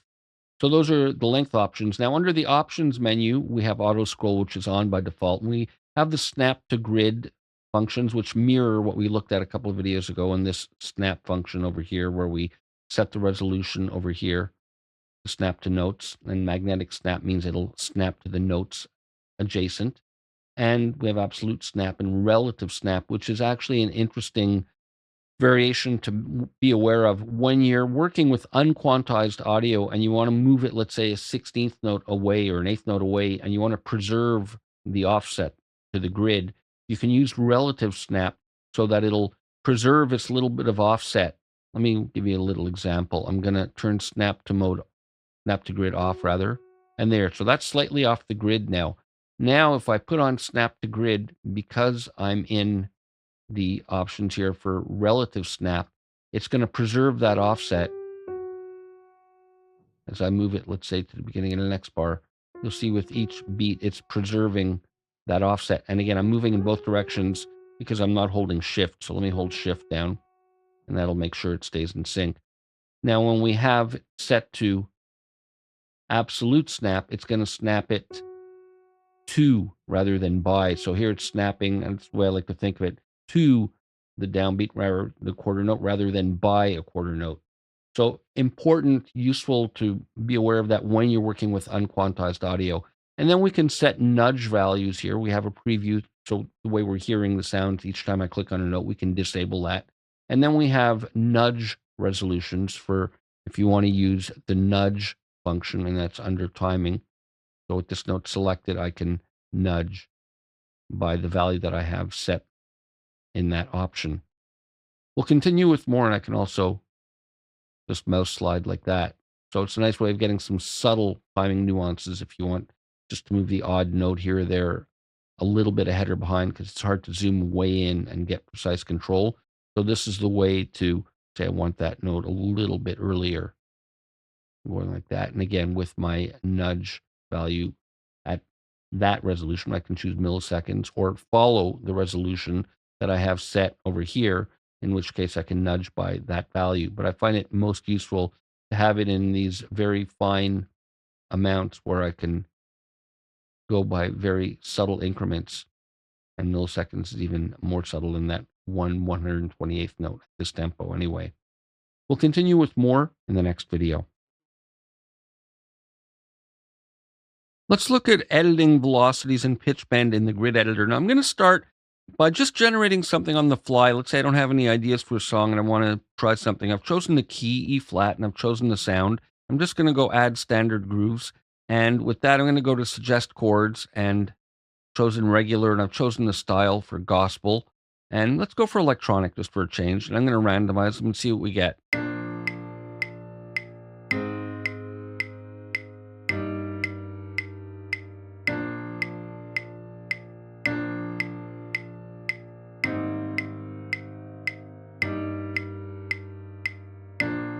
All right, not too bad, not too interesting. Let's try again.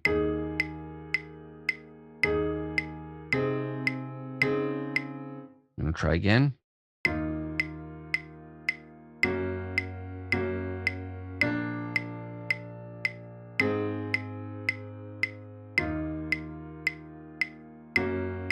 Great. I'm going to try substitute for this chord over here. Let's try C minor and try that instead.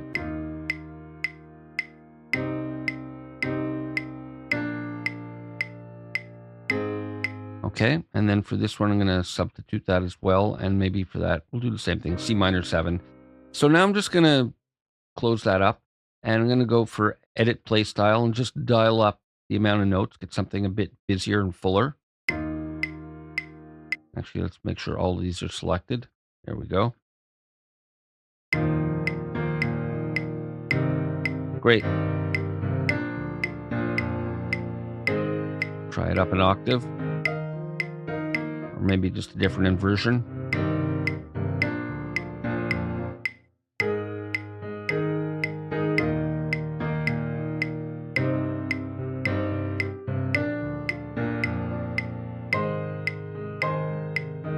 All right, that's working nicely. I'll be right back. All right, I haven't touched the piano part yet, and I've built up a little song idea just around this instantly created chord pattern.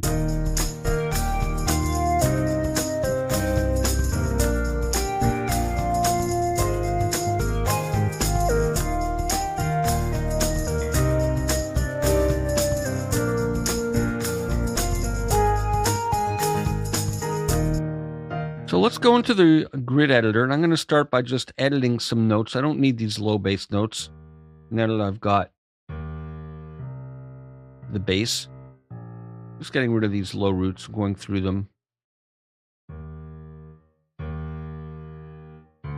I'll leave that there.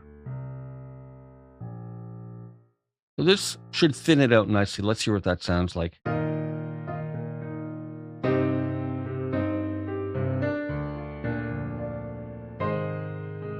All right.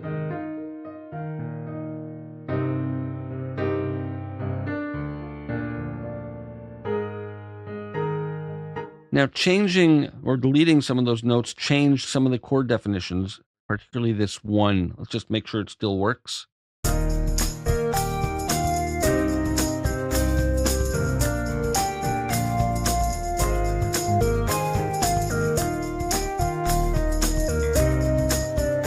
Of course, it still works. It's just a different bass note. So that's nice. Now, I want to talk about the velocity and pitch bend lane on the bottom. When we're in the grid editor, you'll recall I told you there are three parts. There's the header over here, the main piano roll, and then we have this section, which we can resize for MIDI continuous controller messages, and also for velocity and pitch bend, which have their own dedicated little areas here. So let's just look at velocity. And again, I'm soloing this part.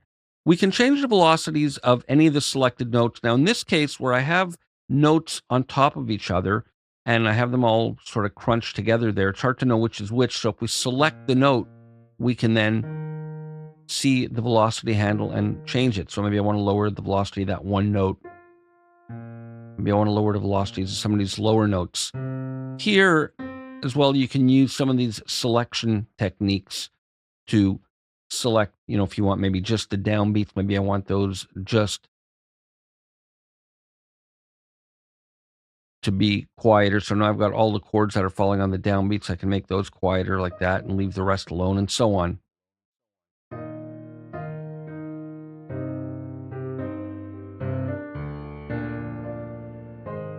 And that'll work nicely since I have bass and drums with it.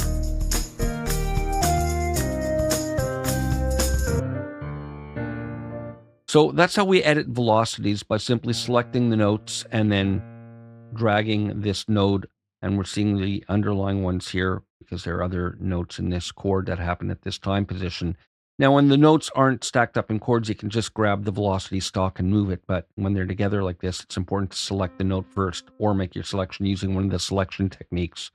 Now, we can also use these sliders. So here, whatever notes are selected, let's say I'm just going to select those. I can then lower the velocities or raise them just in a straightforward manner of whatever is selected. And with nothing selected, of course, nothing's going to happen, but I can select any or all of them and then do something like that. And again, maybe I can use my selection techniques here and select just, well, it's every eighth note. That's not going to do us much good, but maybe every quarter note again. And then maybe I want to invert the selection. Now I've got all the other notes, so I want to scale those velocities and make them maybe quieter or louder.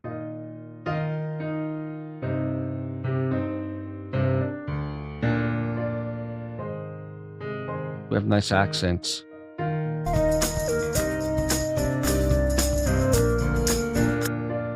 So that's another nice technique for editing the velocities. And remember, this is all just from the generic add standard groove and just using the edit play style. Now we have dynamics here, which again will work on what's selected, and it'll scale the velocities and bring them either closer together as I dial to the left, or spread them farther apart for more of a dynamic range split between high and low.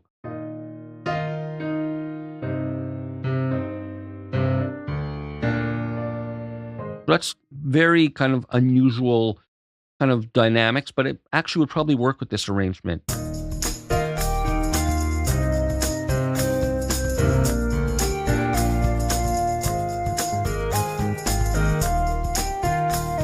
You want the piano poking out in certain areas. But again, it's scaling the velocities of whatever is selected. And we have a randomize function, which is really cool. So we can randomize the velocities, and the more we go like that, the more they're going to randomize. And again, this is based on what I have selected. And then we have slope, which is great for creating crescendos and decrescendos. So let's say I'm going to select just these notes for now. I can use this to create a kind of slope downwards or upwards. So we're getting a kind of decrescendo or crescendo, and it's using, it's going to option click to snap it back. It's using this as kind of the anchor point. Now I can use this to do the opposite and use the first one as the anchor point. So again, just to recap here, based on the selection, this will scale in a crescendo or decrescendo type manner, fade the velocities, and it uses the last one as the anchor point. So it's scaling the others in relation to that. I'm going to option click to reset it. And this is using the first one as the anchor point and creating the crescendo or decrescendo after that. And again, I'm going to option click. Now we also have access to a dedicated pitch bend lane here. Now this isn't usually used much for keyboards for piano. They're used to generate vibrato and altering of pitch, and we usually want it just at a default tuning.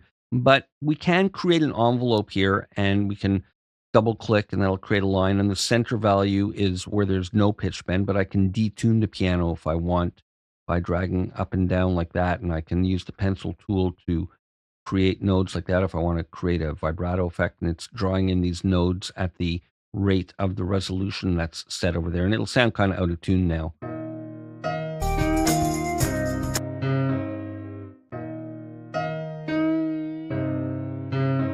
So not a very natural sound, but if you're going for that detuned effect, you can do that with pitch bend. And I'm just going to hit Command Z, and then let's just make sure we're at 0. We'll continue with more in the next video. In this video, I want to look at editing MIDI CC envelopes in the grid editor. So here's a simple part that I've called up. I'm using the 80s house sound, which has some interesting kind of space and ambience on it.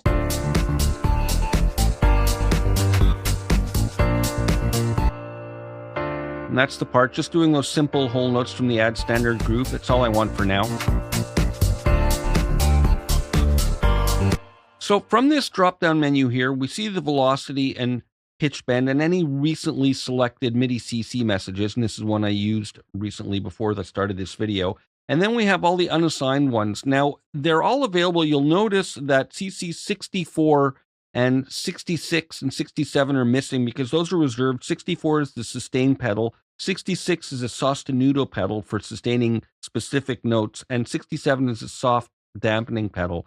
And we can get to those messages here if you want to draw in anything like a sostenuto event over there. You can use the pencil tool and draw something in like that to make sure specific notes are quieter or sustaining or dampening in whichever way you want. Now, what can be assigned to these MIDI CC messages and how do you assign them? The first answer is what can be assigned are transport controls. And this is useful if you're working in the standalone version of EZkeys 2. You want to stop and start it from buttons, maybe on your MIDI hardware controller. But we can also, on the keys page, assign these sound shaping parameters. For example, I'm going to solo this. Maybe I want to automate that lo-fi knob, or maybe the echo. In fact, what I'm going to do to start with is just to hear the echoes. I'm going to edit the lengths. Let me just select all these notes here. And you can see a representation in the grid editor of the lengths being shortened.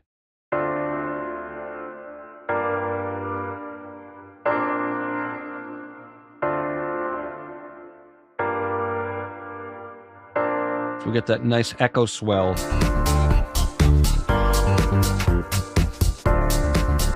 So maybe I want to automate these.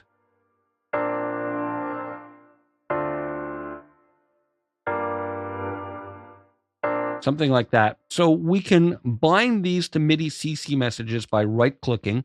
I'm going to assign echo by right-clicking there. I can use MIDI learn and move a knob on my hardware controller, or I can learn the reverse so that it's inverted, and when I move my knob or slider up, it'll decrease the value, and so on. And we can even save presets when we've set up a bunch of assignments that we like. But I'm going to use the bind to CC function here.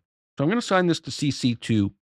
So now when I go into the grid editor under here, I can see that I've got CC2 bound to echo. And if I look here, it's going to not be available in this list because it's assigned here to echo. So now what I can do is create nodes. So I have this regular tool. I can double click with that. And I can use this to draw like that. And I'm just going to hit Command Z a couple times. And let's just set the values as we want. So if I go back here, we'll see that we have it at about pretty much a 10 o'clock position. And if I go to the grid editor, we can bring that up wherever we need to. Let's listen. So yeah, I'm going to bring it up. I'm going to move that node with the pencil tool, and it's moving based on the grid. And then I want to double click, create another node, and bring it down. Maybe a bit later.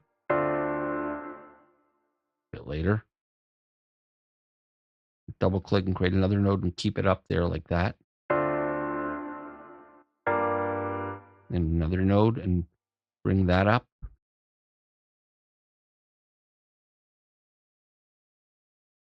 So you see how you can create nodes by double clicking like this, and then there's a context menu to select all, remove selected, cut, copy, paste, and so on. And let's just hear what this sounds like. So I'm just kind of doing this on the fly. Make that a bit more gradual.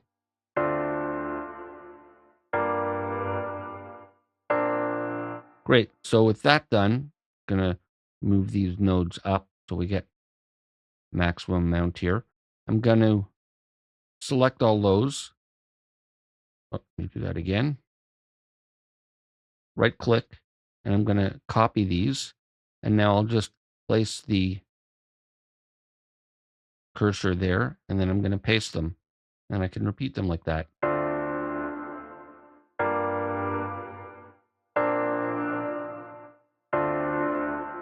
And then over here, paste it again. Right click, and I'm good. So now I'm going to go back to the keys page, and maybe I want to automate something else. We can see this moving. Let's do the same thing with lo-fi.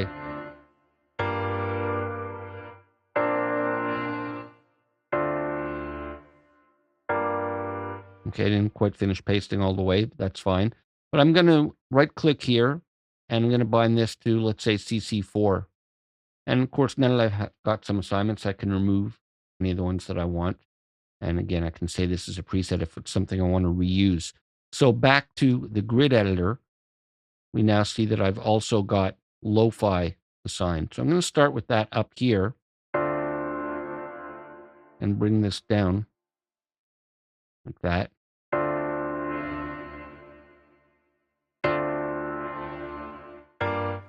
I'll just continue along this pattern.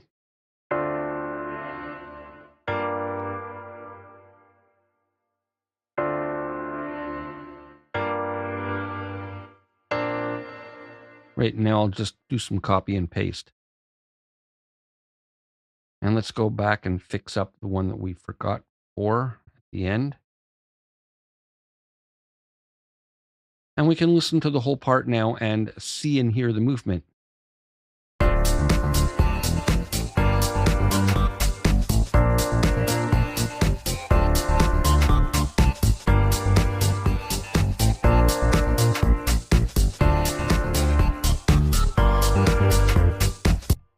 We'll continue with more in the next video.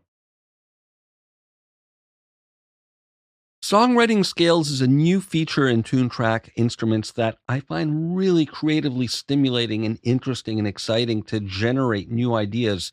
Here, I've got an empty instance of EZkeys 2, and I'm hunting around, and I found this little arpeggiated type of thing, and I like it. I'm going to drag it in here. It's just one chord, playing in the default key of C. It's kind of boring, but I like that feel. And I want to develop something, but I'm not really sure what direction I want to go in. Well, I can get to the new songwriting scales from under the View menu here, Show Songwriting Scales, and it's a separate window. And I'm just going to close it for a moment and just remind you again, we saw a couple of videos ago that we can also get to it when we have this open. We have the songwriting scales visible there. So with this open, we can choose a key, and I was experimenting a bit before, and I chose G melodic minor. We can choose different modes that we want, and then we can audition different ideas that pertain to this key and scale and mode.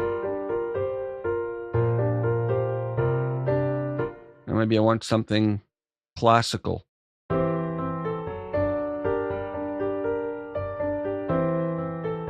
Or maybe something Latin. Or more exotic.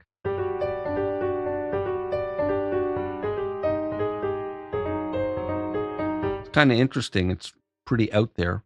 Let's go with Lydian mode, different modes. And it doesn't matter if you don't know what these are. They've all got certain kind of sounds and qualities to them. Okay, so I want to build something around that. Now here, I can preview the notes in this scale and mode. And it's telling me which chords fit this scale and mood and flavor. G minor, A sharp augmented, and so on. And then we even have borrowed chords, which are not directly related to the key or mode or scale, but are often used as kind of passing chords to enhance or embellish. So maybe I want to build a little progression around this using this pattern. I'm going to drag this just into the chord section there, and I'll be using this arpeggiated pattern with these different chords that are going to suit this mode. I'm just dragging these in at random. Put that in for a beat like that, and then maybe that there. Let's just hear what that sounds like now.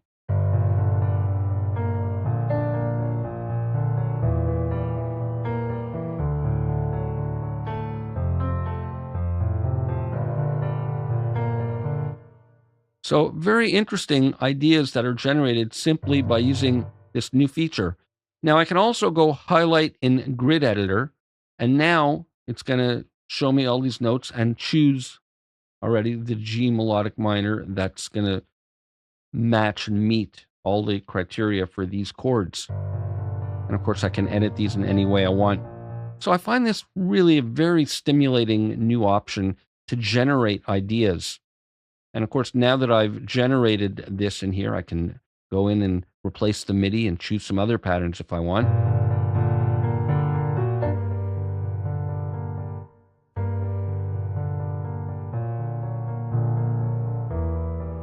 Really interesting. And maybe I don't want that augmented in there. So I'm going to go into the grid editor and I can change that note and hunt around and find it.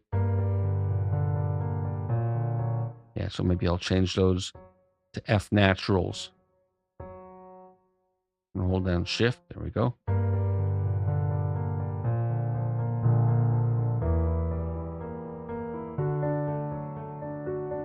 So songwriting scales, worthwhile to explore and spend some time with to stimulate some ideas that you might not otherwise have thought of. We'll continue with more in the next video. Now, earlier in this series, I built up a piano part to accompany a vocal that I was working with, and I used the various grooves and search functions, and I came up with what I thought was a pretty good part. There's another way of generating and creating ideas and parts, and that's using Bandmate. And this will give you a custom-made groove that fits your idea. What it does is it listens to your either recorded audio or MIDI, and we'll look at doing both. And then Bandmate will help you get your songwriting started by choosing grooves that'll match, but also modifying them to conform and fit with the idea that you're having it analyze. So I'm going to start by playing a guitar part. Now, I sent this vocal to a guitar player to have him come up with some ideas, and I didn't send him anything I did. I just gave him an idea of the chords I wanted. And here's the first idea that he came up with. Wanna take you to another planet.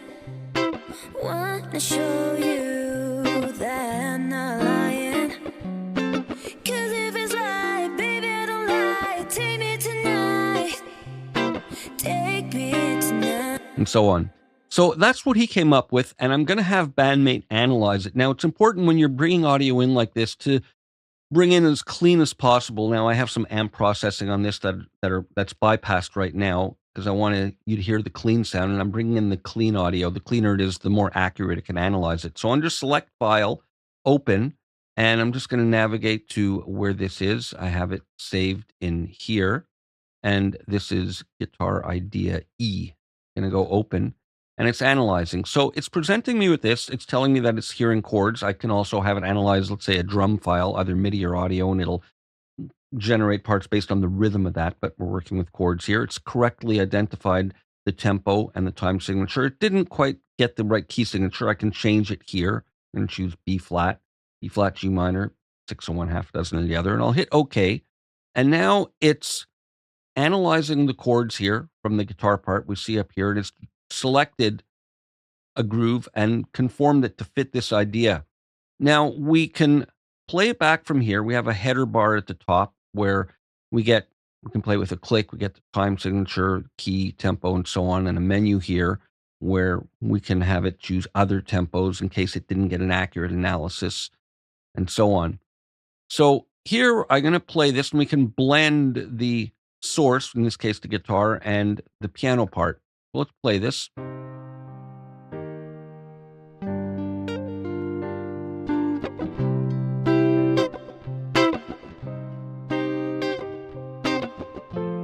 That's working nicely. Okay, it missed that little F sharp diminished here. I can edit that. We have a snap button here. In case you're bringing in audio that doesn't conform to exactly the bar lines, you can trim the beginning or not, and this is just a snap function for that. And here you can have it switch to a rhythmic analysis if you want. In this case, it's not going to make much sense. I'm leaving it like that. And I'm just going to select that and get rid of that. It's kind of a irrelevant chord. There's a bar of silence here, so it filled it in, but it's starting here. And I have this chord tool that I can use to modify things. So let me just go back here and I'm going to trim this down. This way we've edited in other areas of the interface. Then I can go here and then bring in a new chord, and I'm going to choose G flat diminished. There it is, G flat diminished. That's fine. Go back to here and I'll just shorten it and trim it down. It's there, and then this will start there and we'll get the correct chord. And then I want to do the same thing here. And in this case, I can option drag to copy it over. So let's listen to this part now with this chord change. And I'll set the loop area here so it's cycling there. And then I can set the end with the resize handle and start it from there.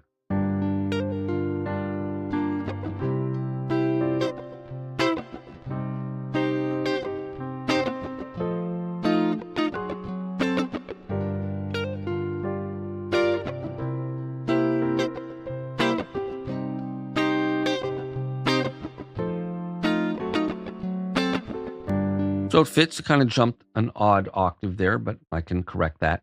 So that's the main header bar. We set the cycle on or off there. We stop and start playback, and we adjust the blend of the two, the source and the keys part, and we can snap the movement in here and correct the chords and so on. Now here we get the matching grooves that are found, and I can select different ones. I can see this is from the family Like a Breeze here. This is from a different family. So let's select this, and it's automatically replaced. Let's start from the beginning. Interesting. It's a little more rhythmic. Here's yet another choice. Let's audition them like that. It's a nice, gentler part. So we can go through the results, but we can also filter using any of these tags. Maybe I'm looking for something specific, pop, rock, country. So in this case, it's giving me some of the same choices, but you can filter using these genres, playstyles, or type. Let's listen to this one. So yeah, it's working nicely.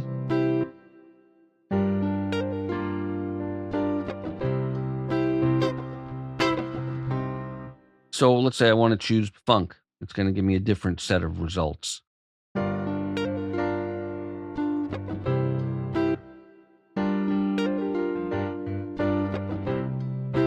Kind of interesting. If I want something rhythmic like that.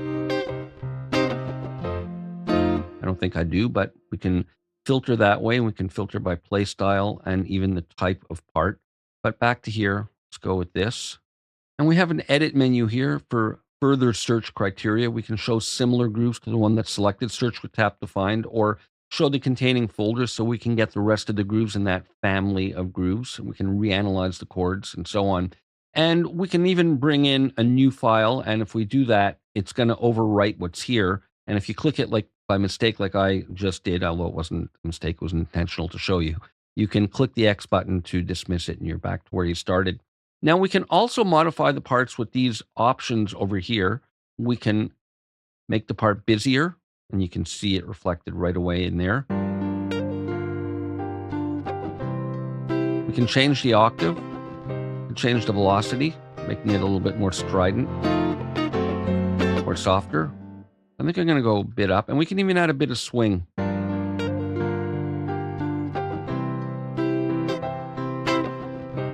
Great, and when I've decided on the part, I can drag it to my song block and then play it back from my DAW.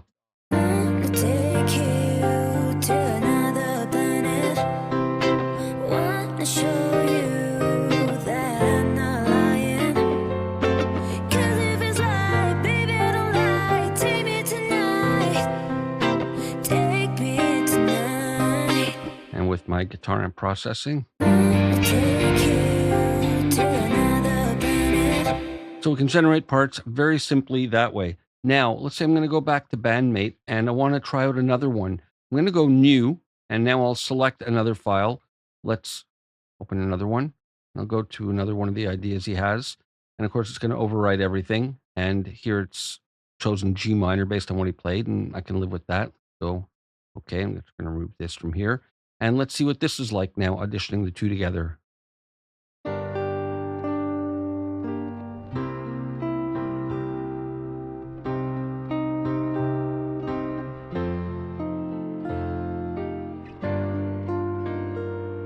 It's actually nice that it shows a B flat over G.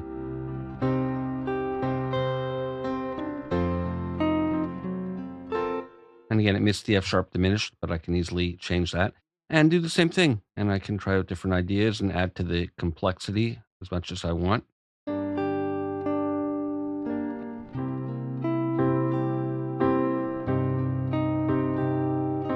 I'll put it a bit more aggressive in terms of velocity and a bit busier and add a bit of swing.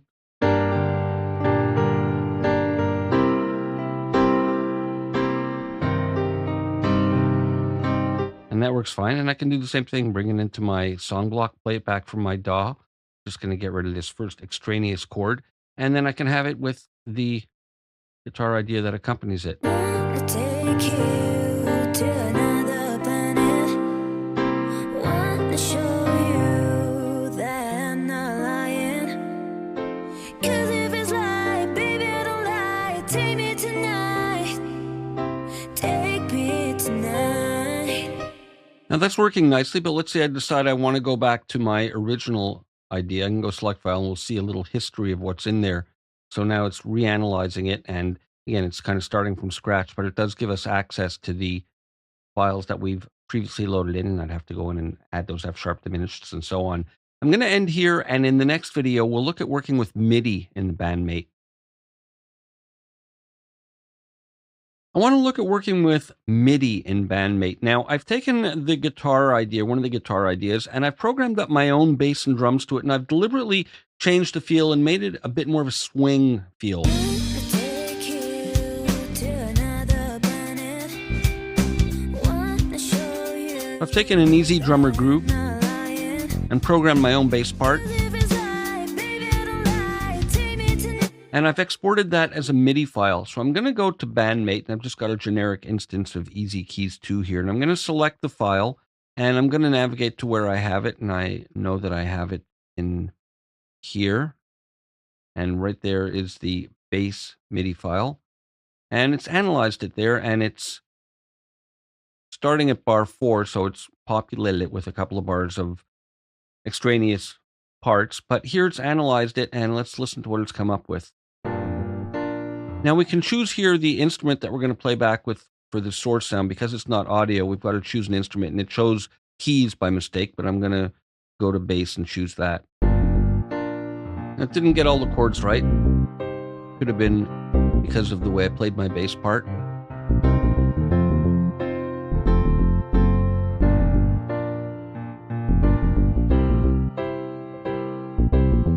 I'm just going to make a couple of changes. I can double click and bring up the chord wheel.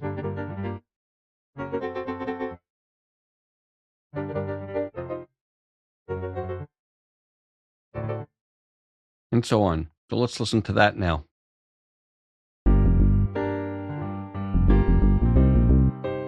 So it's chosen nicely, and you'll notice that it's set the swing value to what's needed to match the feel of that bass groove. And try another one.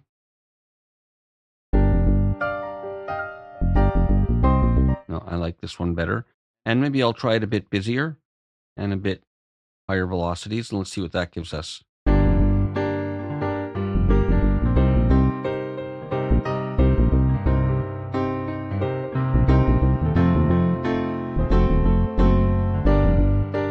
It's working really nicely, and let's listen in context now. Take you to another planet. Wanna show you that I'm not lying. 'Cause if it's like, baby, I don't lie. Take me tonight. Now, another way to work with MIDI is when we're in the Grooves page, we have this MIDI drop zone, and we can simply drag and drop a MIDI file to there. So here I'm going to bring from my Finder that MIDI file into the MIDI drop zone, and now it'll search based on what I've brought in and find me some different chords. We'll sort by matching. And just for fun, let's drag the MIDI drums into here, and it'll give us rhythms based on that for a more rhythmic part. Again, let's sort by matching. There we go. That's great. So let's replace the MIDI. I've got my chords already in there. Let's try replacing that and see what that gives us. Take you to another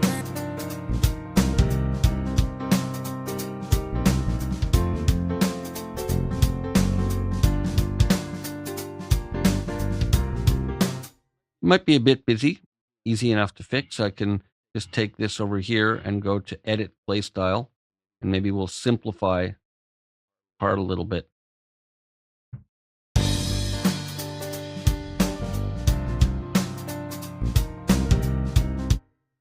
So 2 different ways of working with MIDI in EZkeys 2. We'll continue with more in the next video. In this, our last video, I want to wrap up the series by going through the menus and settings. Now, we've touched on a lot of these functions already, and the ones that we haven't, if you've made it this far in the series, will be fairly intuitive. Now, I've worked up this arrangement that we've built throughout the series, and I want to play it for you one last time, and I'm going to export this along with the vocals so you can bring it into your own DAW and look at it and work with it if you want to.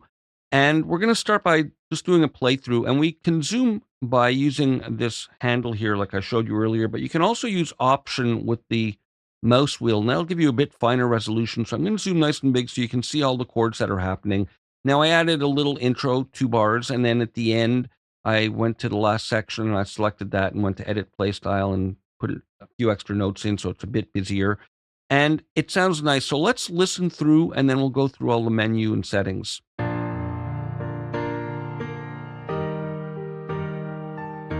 Wanna take you to another planet. Wanna show you that I'm not lying. 'Cause if it's like, baby, don't lie. Take me tonight. Take me tonight. Bring me love, bring me love, bring me love, bring me love, bring me love, na na na. Show me your, show me your, show me your, show me your, show me your, na na na. Bring me love, bring me love, bring me love, bring me love, bring me love, na na na. Know that tonight we close our eyes, we're gonna fly. You know, baby, you know, love and raising, you know. I know that tonight I'll take you to fly, you know.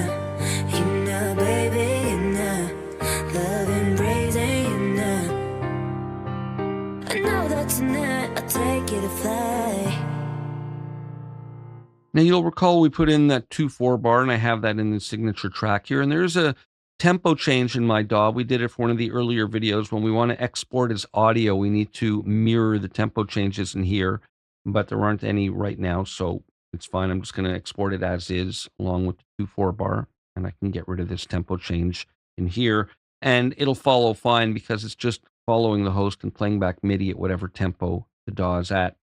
So under the File menu, this is where we manage the projects, and you saw me earlier save my EZkeys project and then open it in the standalone video. But for now, I'm going to do Save As so we can save this.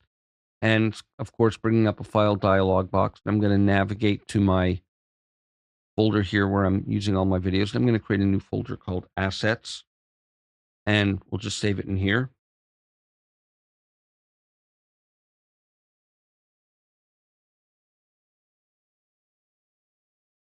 And that's what you'll have available for you when you download it. So we can open projects, open recent projects, import projects from EZkeys 1, save them, save as, save a copy, and then we have auto save, and we can save within the current host or for other hosts in standalone mode. And we have auto save settings, which we get to in the settings menu over there, but we can also get to it from here, and we can get to having it enabled when it's in standalone mode, and we can autosave within the DAWs. It's off by default, but we can have it autosave every specific interval of minutes that we can set there. Let me just close that. And that's the main file items. We can also set a current project to a default project if you want to maybe have a project that's default that has some markers or some chords. You can do that instead of starting with a blank slate. Now, under the edit menu, we have items pertaining to the song track. Again, we've seen most of these already. Select all, copy, cut, and then when you've copied something to the clipboard, paste it playhead, paste unselected MIDI blocks.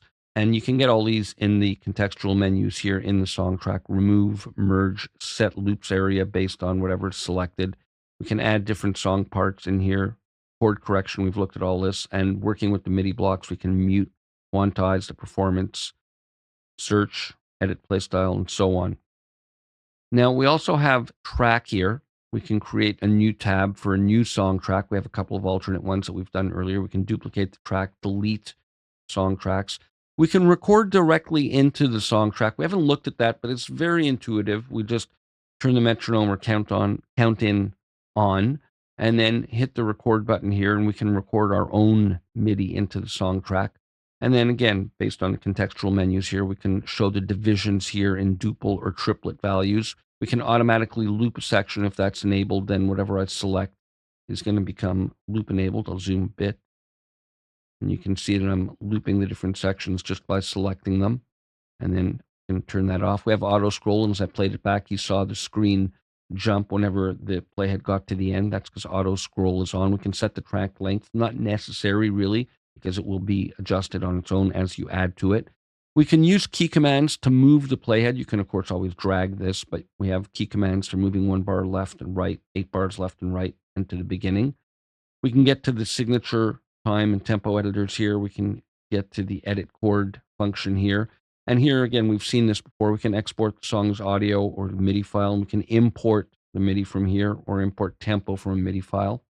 Now, settings, let's go through these briefly. This is just a behavior for how the knobs work with your mouse. Linear is the default, but you can have it so you have to actually scroll with the mouse in a circle in order to affect changes. Relative circular. You can experiment with these just to see what feels most natural for you.